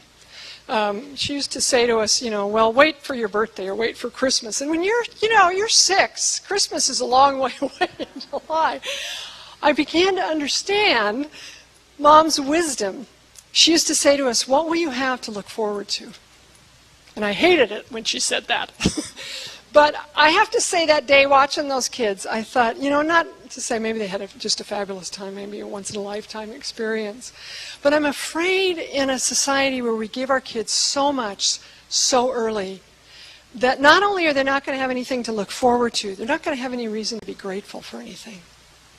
Because everything comes so easily. My mother also had a way of drawing attention to what we had versus what we lacked. It affected me, and not always positively, I will say. There were times when, yeah, I heard that one before. But, that advice, ignore your kids. That's what she did with us. Because in the long run, she gave me an appreciation for the gift of appreciation. And it is a gift. What do you think makes it hard for families, children, adults to be grateful. What makes it hard to be grateful in this country, or right now, in this time? Yes?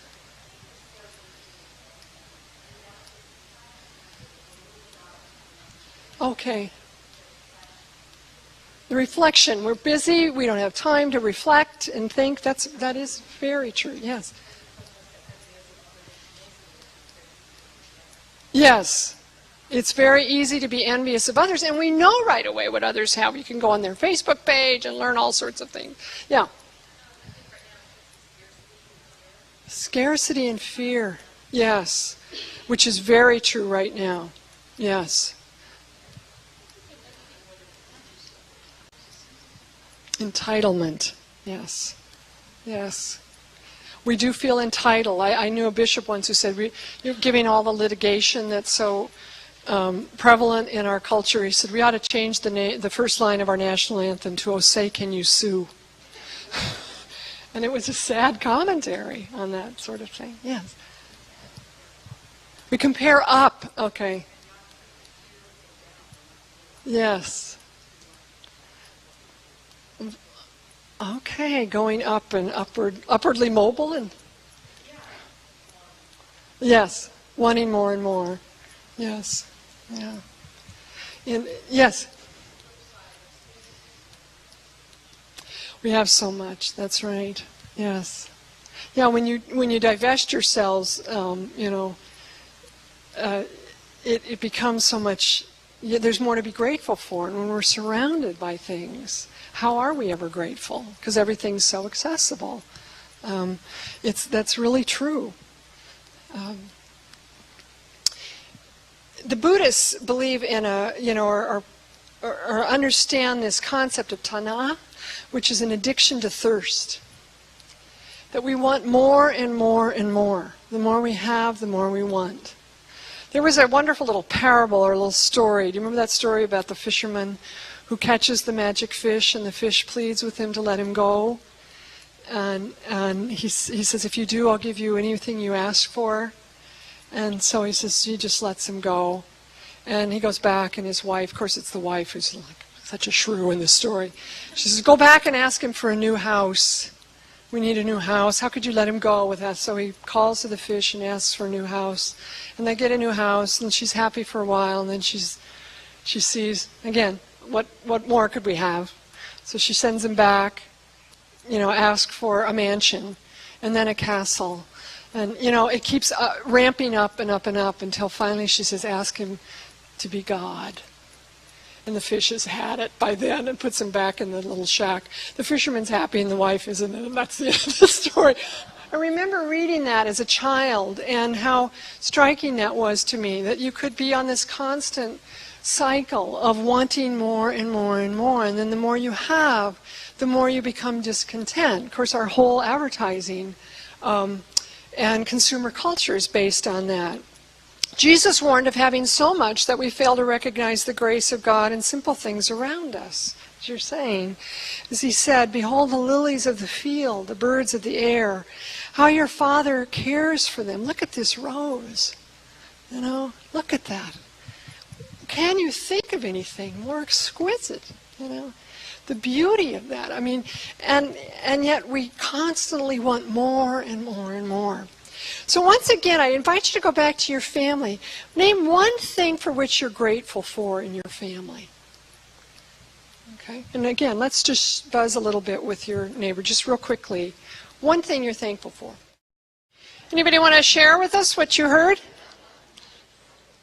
Somebody else say they were grateful for? Or you're grateful for? Or?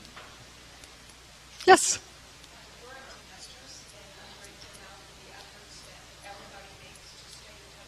Oh. Yes. Oh, okay. Oh, okay. The empty nester and seeing the reciprocal nature of children coming back and keeping up communications is a wonderful thing to be thankful for. Yeah. Yeah. Thank you. Anything else?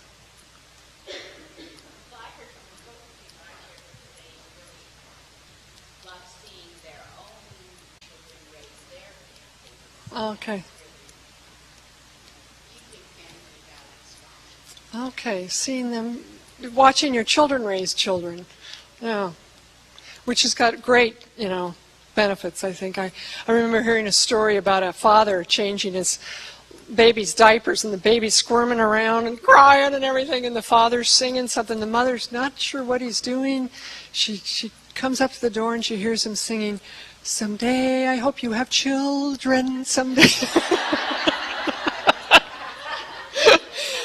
But there is that gratification of seeing the birds leave the nest, and that they become interesting, wonderful human beings, and what a grateful thing that is. And I think for teachers and those of you in pastoral work too, isn't that the same sort of thing?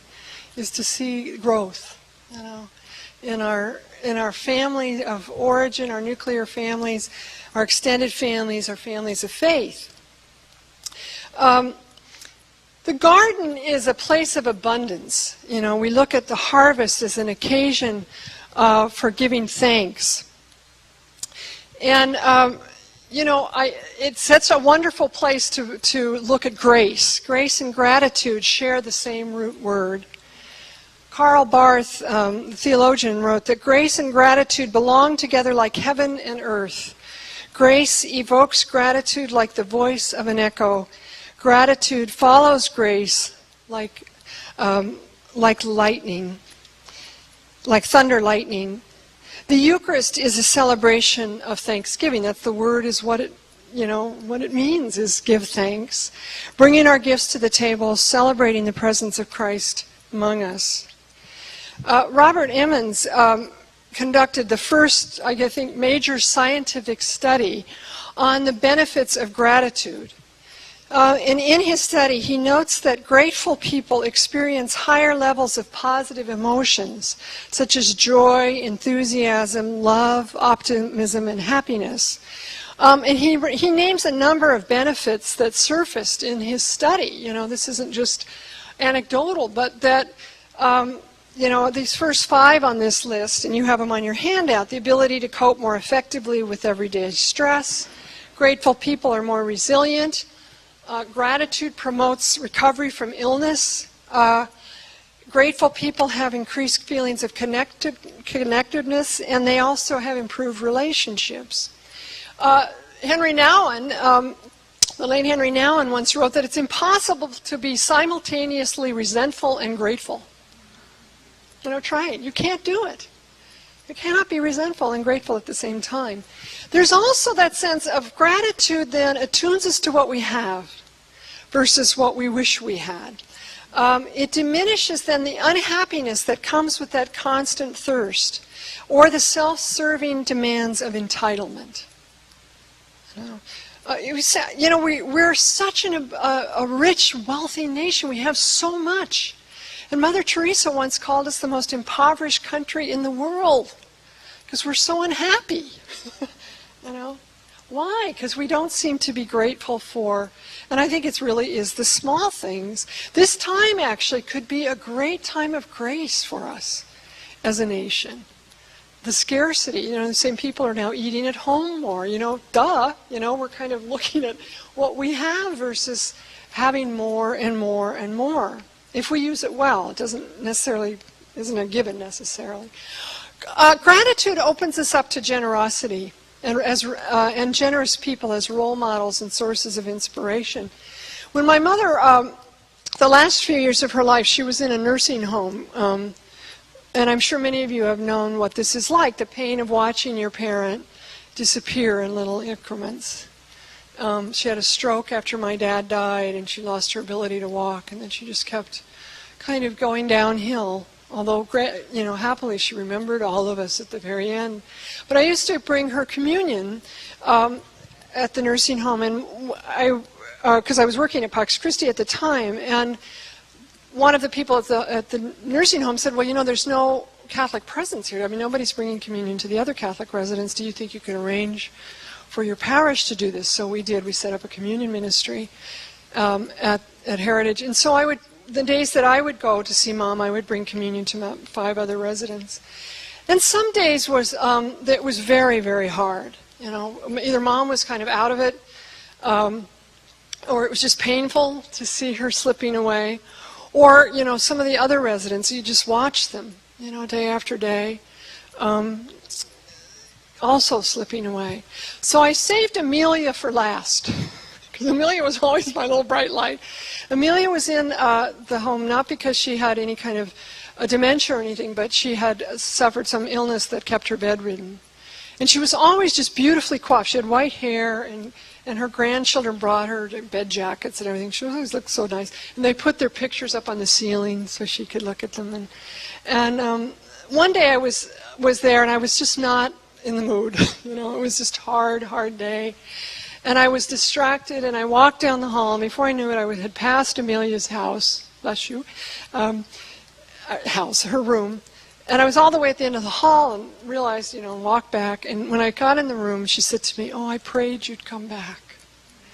So right there, I thought, oh my God, she can't even get up to call me.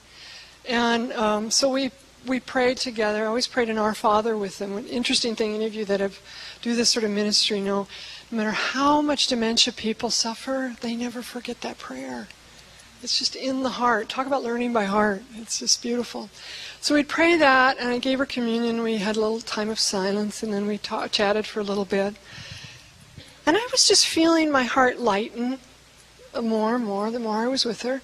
And then right before I left, she looked at me very closely and said, "No, I never noticed before how brown your eyes are. I like them." Oh, I felt so good. And I got in my car, and I pulled out onto the highway, and when that guy came and cut me off, I thought, no problem, because I have beautiful brown eyes. I felt that day, like that was the day I finally understood what it means to share Eucharist. And I left there wondering who gave Jesus to who. Because what she gave me that day, and Amelia has since died, but I still hold her so much in my heart. Every time I look in the mirror and look at my own eyes, she gave me a gift of gratitude for who I am. She was generous, and she allowed me to be generous. That's what generosity does. It does open up a capacity in us, and gratitude is one of the greatest entrees into that. There's also a sense of God's goodness that gets brought into sharper vision. We start to notice more, to pay attention, to listen, to look around. There's an attentiveness to grace. And attentiveness is a contemplative spiritual practice that, again, could take a whole day to just talk about. And it's one that, as we said earlier, we're so busy. We're missing everything. As Alice Walker says so beautifully in The Color Purple, I think it pisses God off if we walk by the color purple in a field somewhere and don't stop to notice. What is that about, that we have all of this beauty and we're too busy to notice? And then gratitude, as Emmons says in his study, gratitude is always focused on others. And so what it does for us is cultivating a spiritual practice of gratitude helps us expand our world views, and it expands our capacity for compassion. And compassion, the sharing of compassion, is something that all religious traditions share in common. They all call for that, some kind of golden rule of being loving and graceful towards one another. So how then do we cultivate gratitude as a spiritual practice in our own lives and then in family life, particularly with children? I think parents have to be attentive not to give in to every demand for instant gratification and help children to do the same thing. We're in a season where we're asked to abstain, and some of us maybe grew up in situations, or we've been around people that give up something for Lent, and really by the fifth week you're saying, please smoke your cigarette, you're driving me crazy. It's not how much it hurts us, but that the idea of fasting during the season of Lent makes the festival of Easter, which isn't just Sunday morning, but the entire season, a celebration of feasting Did you know it's forbidden in the church to fast during the Easter season? A Jesuit told me that years ago. I never knew that. And I don't know where to find that, but maybe Vince made that up, but I don't think so. It is so keeping with the season. It's a festival. And so we share, not indulging in gluttony, but what the Lenten fast does, ideally, is attune us to the beauties and the richness of the garden of Easter joy and resurrection. When we express our appreciation for someone in our family or circle of friends on a spiritual basis, we are practicing and cultivating gratitude. This just isn't about what they do, but who they are. Adolescents are especially in need of this. It's such a tender time. When you say to a young person, you're a really good friend, I noticed that about you, or you listen so well, or you're so generous, You watch people, when you share a compliment with them, sometimes they don't know what to do. Oh no, and we tend to argue, oh no, me, no, and when somebody pays you a compliment, don't argue with them like they're the biggest idiot in the world. Well, I'm sorry, I guess I really got a bad judge of character. But to say thank you, just say thank you, and take it in. If you have beautiful blue eyes, brown eyes, whatever it is, that's what you have been given, and that's what someone has recognized in you. It's critical for children and adolescents because they see themselves as deficient. When you look at the sadness of anorexia nervosa as a disease, it's not that the person wants to lose weight, it's that they want to disappear. It's an insidiously horrible disease. And look at all the people that are suffering from that. So when we express our appreciation, we're cultivating this. And encouraging children to express their appreciation to others. We used to have to write thank you notes right after Christmas, which we hated. We went to play with our toys, and it's like, how do you thank, Grandma for this horribly ugly sweater? But I'm very glad that my parents required that of us, because what it cultivated in me was that practice of writing to people, acknowledging them. Even if it's an email, even though handwritten means so much. Because first of all, you get something in the mail, it's like, oh my God, it's not a bill. It's somebody actually wrote my name out. That it's really important that we do that. Also, don't push, just like we don't push phony expressions of forgiveness, forcing children to say thank you when they're not grateful really doesn't work, and we do it all the time. I mean, it may be a way to, encourage children to consider how they're thankful. I don't think there's anything wrong with, thank Grandma, she had a nice dinner for us, thank you, but then talk about it afterwards. Encourage parents to do that. Why are we grateful? What did it take for this meal to be put in place? For this gift to be bought and wrapped and sent to you. There's so much we take for granted, and that helps to counter some of that entitlement. And then, do you think back to that little family quiz I asked?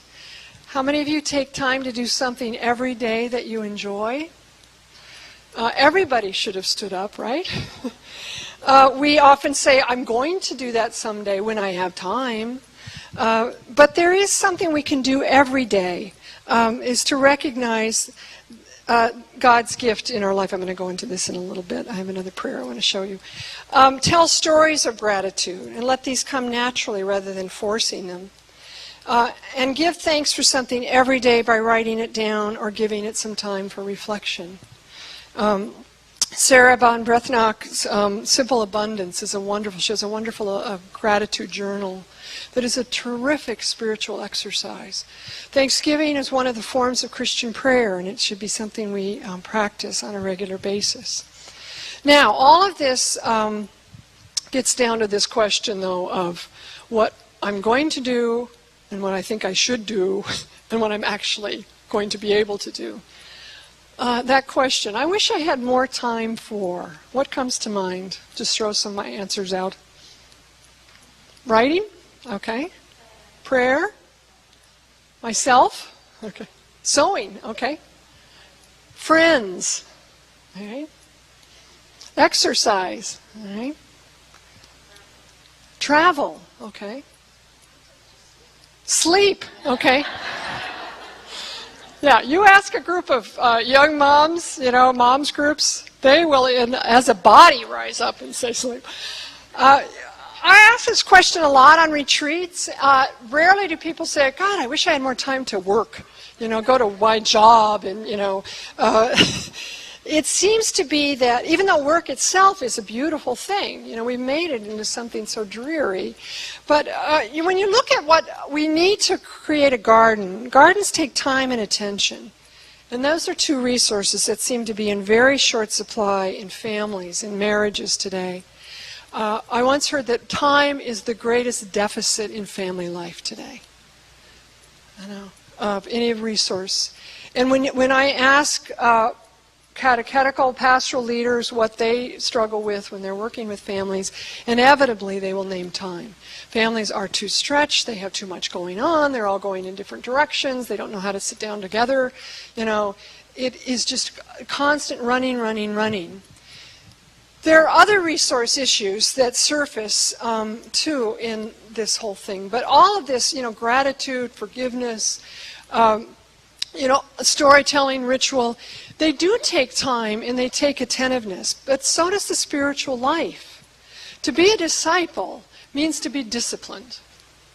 And if you know somebody who's disciplined, they're a disciple, they're a disciplined musician or athlete or whatever, they take time, don't they? And they practice. And so it does take, it's not something that we just pick up whenever, the mood hits us. But when you look at the great saints and mystics, they didn't pray when they felt like it. They made it part of their daily routine. And there is a lot that can be lost to regret over time, that we have lost or wasted or squandered on things that don't matter. I've been writing a book on the spirituality of time for 3 years, and my problem is I don't have any time to write it.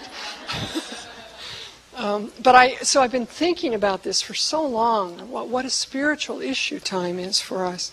Anna Quindlen wrote a wonderful column about being, dealing with her regrets as an empty nest mother.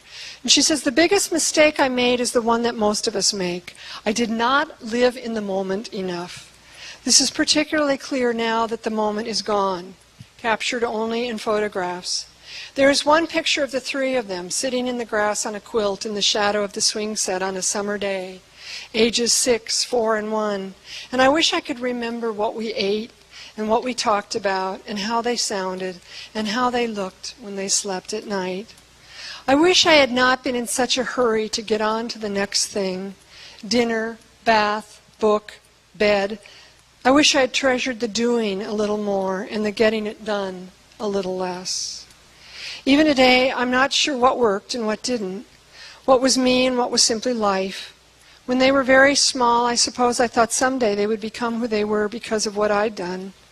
Now I suspect they simply grew into their true selves because they demanded in 1,000 ways that I back off and let them be.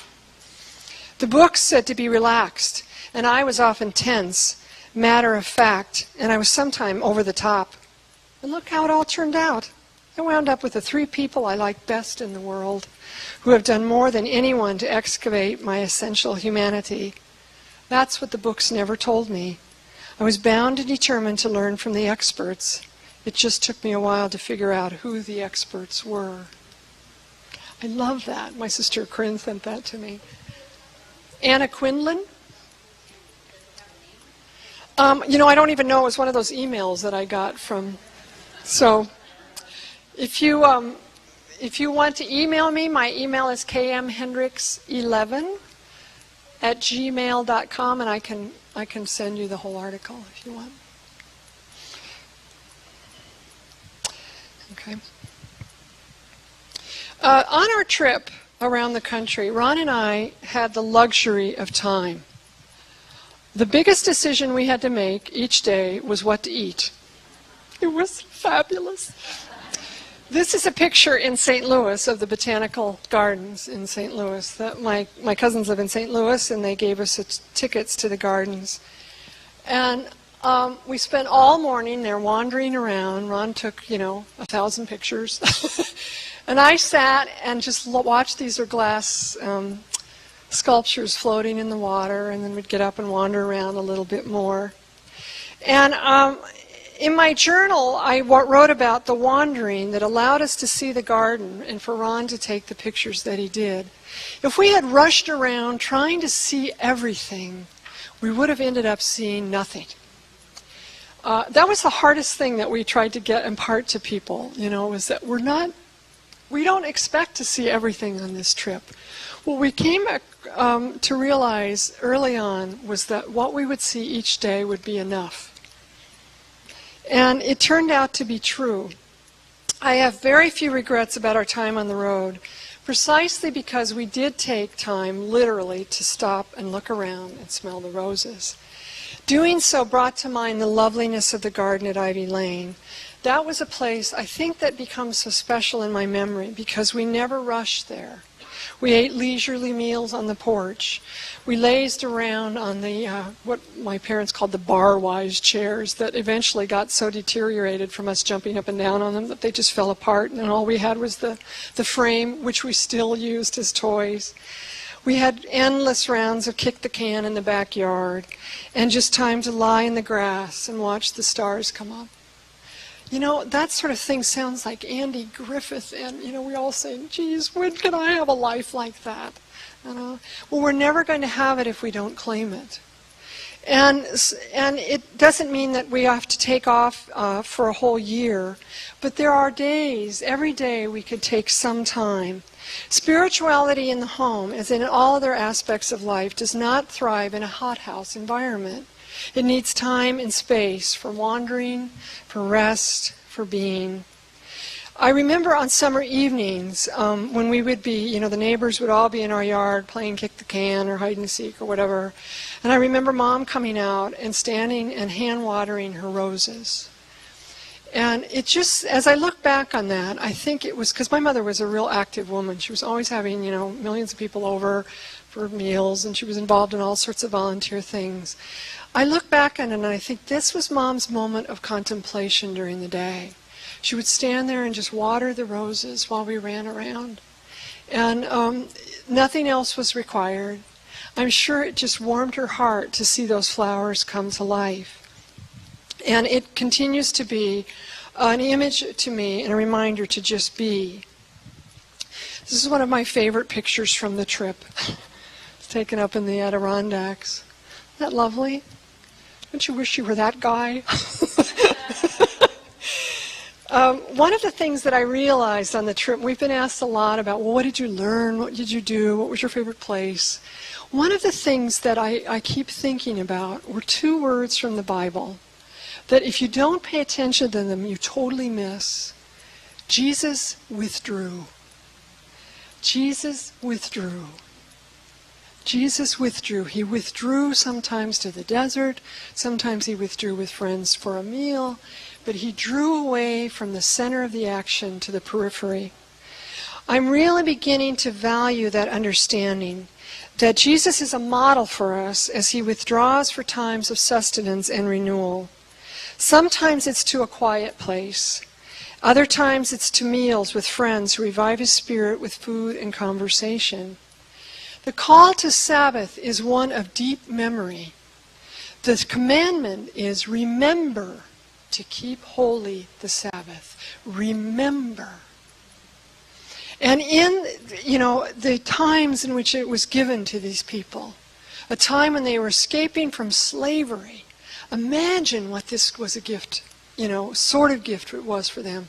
A whole day abstaining from work, from any labor, where they just were allowed to be. Not to do anything, not to achieve anything, not to acquire anything. Sabbath is a time and a place of sanctuary in which we disconnect from the frenzy of consumption and accomplishment. I think we as a nation need to withdraw every day for a period of time from all the stuff we're plugged into. Phones, internet, texting, whatever, because we're constantly in touch with bad news. And what that's doing is skewing our vision of the world. which Jesus is saying is full of good news if we take time to look around. But we can't do that if we're rushing around. Reclaiming Sabbath as a family practice is one of the most important things we can do to restore spiritual balance and allow for the expansion of grace in our homes and in our hearts.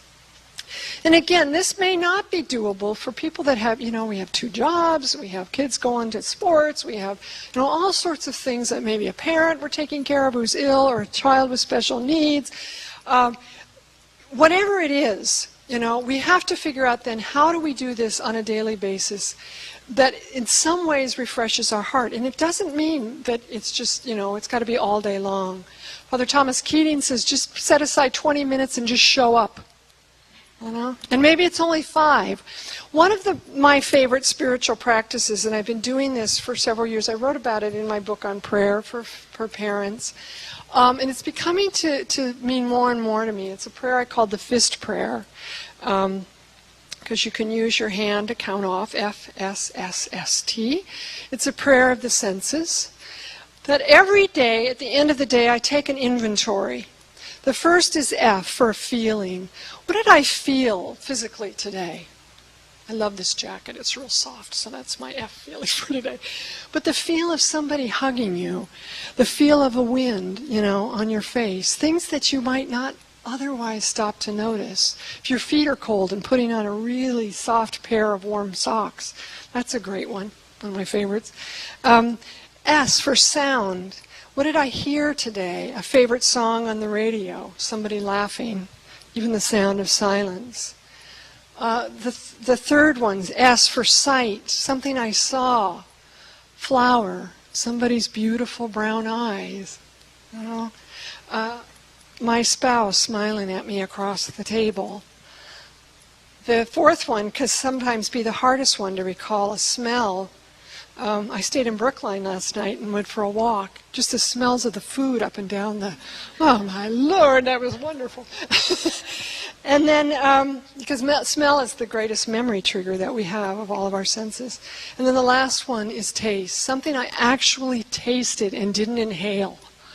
Stuffed into my face as I'm, going off to something else. But savoring, savoring that piece of chocolate or whatever.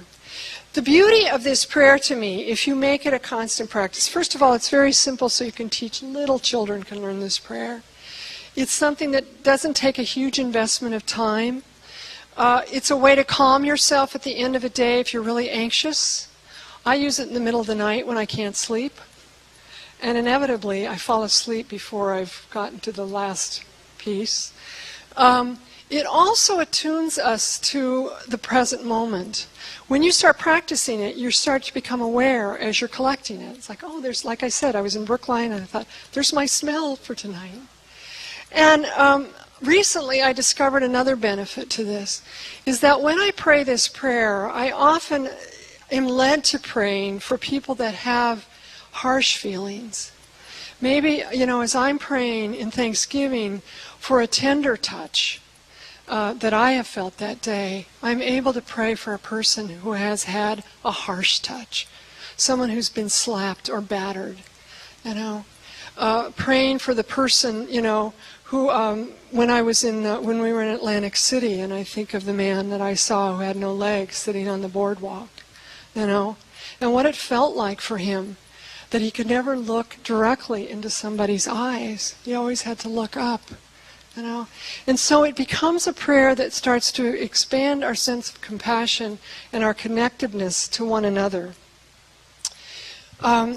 So, to end with, what kind of Sabbath time does your family share? Do you share? How might you two stop to smell the roses on a more regular basis? We've got some time, Melinda, to do some sharing? Okay. So what I'd like to ask you to do now is maybe you want to reflect on that question, or think about which spiritual practice speaks most strongly to you, to your family, maybe to your parish situation. what questions do you have or suggestions might you have for other families? So however you'd like to do this, I'd invite you to go back into your little, sharing with somebody and just talk a little bit, or process a little bit, and then we'll come back together and share some thoughts before we close up.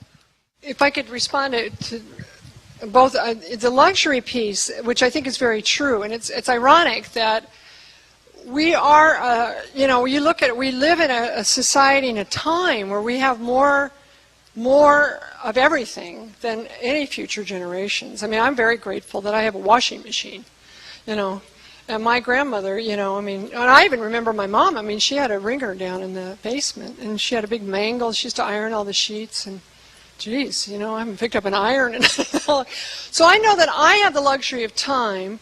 We have the luxury of resources. And yet, one of the most formative experiences of my life was going and volunteering in the Diocese of Prince George in Canada. As Barbara said, I worked up in British Columbia, and where Ron and I met. And we worked with very, very poor children. They were Indigenous people who lived on reserves, and the Canadian welfare system makes ours look just pitiful in comparison. They really create a dependency on the government that is horrible. And they have reduced people's lands to such small squares. I remember one of the women that used to come clean the school said, we all used to have gardens. We don't have gardens anymore. And the homes were just fraught with alcoholism and violence. I remember, and here I am just out of college, trying to teach. I'm living, grew up in a street called Ivy Lane. And, one of my second graders runs in and says, yeah, my dad nearly shot us last night. He had a rifle. And then, the next thing he's telling me about some TV show. And I'm thinking, I have no experience whatsoever with this. What is striking to me about that time, and I don't mean to romanticize it, but those children laughed more openly and with more abandon than any children I've ever known and seen. This picture here was taken in Thailand when my husband Ron and my daughter went to Nepal for their trek, and that was something too. Let's see if I can go back to the slide real early on, but of Anna with the children. They said the same thing. These people were so, they had so little, and there was such poverty. Let's see. That's my daughter. The children were just totally fascinated by her blonde hair, and they followed her everywhere. And what she said was the same thing, of how happy they were. Now again, that can be really romanticized, and I hear what you're saying. That's why I think we have to give people something small to start with. Because a lot of our spiritual disciplines seem to ask so much. I know a lot of people have said, I want to learn centering prayer, but it's so complex. And, then I think we say, like, Father Keating, don't pray what you can't, pray what you can. And if all you can manage is a prayer in the car, on the way from here to there, then that's what we do. And then your point on social justice is very pertinent. And if we had more time, we certainly would go into that. Because I think each of these practices do open us up to a sense of justice.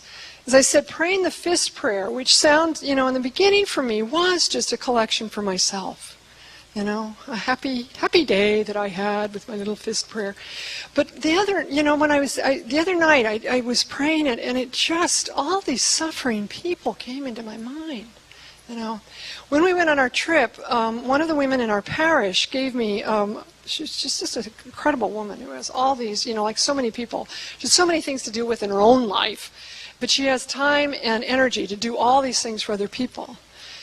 And she gave me a card, and in it was a $20 bill to buy snacks for the road when we left. And then in another envelope, she had $21 bills, and she said, you will meet people along the way who are hurting and just need a little bit. Maybe can you just hand these out so somebody can get a cup of coffee? That made our trip so significant. I handed out Kay's dollars with such care, because I knew that every person who got them wasn't just given a buck here or there so you could get a cup of coffee and walking off and forgetting them. But the man in Atlantic City without any legs, I got down low so I could look him in the face and he didn't have to look up at me. And I could just say, God bless you. I hope you. It doesn't fix anything, but what it does is expand our compassion, our capacity for compassion. And those are where we have to start with children, and with families, because I think people are overwhelmed. We can easily suffer compassion fatigue. Well, there's so much pain. Where do we even start? And I think that's one of the reasons why my dad taking the vines down from the windows, it wasn't only that light came in, but that we could look out. And I think your point is so well taken. We have to always be enfolding into our spiritual practices and discipline ways for people to look outward, to expand their capacity to be generous, to be compassionate, to learn the struggles of others, not to feel guilty, but to see ourselves in connection with them. So thank you for those points. They're very, very, very good. Well, and I don't mean to say we don't teach our kids to say thank you, because Lord knows I did that enough too, and they're just, but what I began to see is when it's I'm thanking them so that I can get mom off my back, as opposed to genuine gratitude. And what I'm talking about is the cultivation of gratitude. David Stendhal-Rost is a nice differentiation between thankfulness and gratitude, whereas thankfulness is, he says, is more targeted on one, more specific areas, and gratitude is kind of this attitude that we walk through life with, where we don't feel entitled, we don't feel like, I need more and more and more, but that what I have is enough, and it really is, that idea of grace abounding in my life. So I think with children, I think it's important because you're differentiating between manners and then this attitude of gratitude. And teaching kids manners is not enough to cultivate gratitude. I think that's the point I'm trying to get across. Is that, and part of it is that we can't lecture to them. That's a hard thing. I so wish I could have opened my kids' heads up and said, just thank your grandmother for something, instead of feeling like you're so entitled. But so I think, again, part of it is modeling. When they see that you practice, I talked about the language of forgiveness. I think we also need to cultivate a language of gratitude, And that's what I think, when I talked about my mother, we had to write thank you notes. And I totally believe in thank you notes. I think kids should write thank you notes. I think they should sit down and think about things and reflect on it. Which is part of good manners. But when Mom would say, we have so much to be grateful for. Now, there were times when I hated it when she said that, because I thought, no, I want more. You're a little kid, you want more and more and more. I want what they have. But what Mom practiced was, what we have here now is good. And I think she really had a grateful attitude. And what I began to see was, there is abundance, There's abundant joy in this. And I think we are doing our children a disservice, as I said, by giving them so much that they can't even see what's around them. They're drowning in all this stuff. I used to put away half of my kids' toys up in the closet. I did this for my own sanity. But after a while, I began to see, first of all, I got rid of a lot of clutter. But then I'd take them down after 3 or 4 months. They thought they had a brand new toys. I thought, boy, am I smart. But they began also to see, it's interesting how both of them now as adults are saying, we need less. We want to live with less. We would like a simple life. What they are feeding back to us now is the best times in our lives were not the things when we were running around like crazy, but the time we spent together. Both of them are saying that to us, the time together. So I don't know whether that answers that to your satisfaction, but I think it's a both and. I think you can teach them certainly the manners, but the cultivation of gratitude is like constantly tilling the soil. It's like working the soil and constantly tilling it through our language, through our attitudes, and mostly our modeling. It's going to be through our modeling. I wonder about our parishes. what sort of attitudes we share in our parishes. When you go in and that message week after week is we're having a fundraiser and we need more money. I once knew a pastor who turned out all the lights one Sunday so the people would know what it was going to be like if they didn't pony up. And, it did not work well for him. People were mad. It was like, why, instead of saying we have so much, we are so grateful to you. We're so grateful that you could be here every Sunday. When's the last time someone said that to you when you walked into church? And we're bombarded in our culture with give more, do this, do that, instead of thank you so much. One of the questions I ask parish people is if they have this dilemma, where they go home at night and say, these are parish staff people, I can't get any rest. I mean, people are calling me all the time to thank me for the great job I'm doing at the church. And everybody laughs like, what? That'd be absurd. When's the last time you thought to thank somebody genuinely? Send them a note, One of the things I was very aware of when we were on the road was people that are cleaning up after us. It's a great exercise for children. How many people in the course of the day clean up after you? Who takes away your trash? Who sweeps the streets? Who plows the snow? We would leave tips, in the hotels, and sometimes maids would write, the housekeepers would write us these lovely notes. Thank you so much. I'd feel terrible. It was like $2. But somebody thought to notice that they came in and they cleaned, and so we would often write them, thank you for doing this for us. So it's a whole attitude. I have one prayer I'd like to end with, and then thank you. Well, I have a reading from Colossians. It's from the 3rd chapter of Colossians, verses 12 through 17. That I'd like to end with, because I think Paul, it's so summed up in this, what family spirituality is about. So I'd encourage you to just put down your pencils and close your eyes if you feel comfortable, and let these words sink deep into the soil of your soul, because there's so much beautiful language here about how to live and cultivate a garden of grace. Put on then, as God's chosen ones, holy and beloved, heartfelt compassion, kindness, humility, gentleness, and patience, bearing with one another and forgiving one another if one has a grievance against another.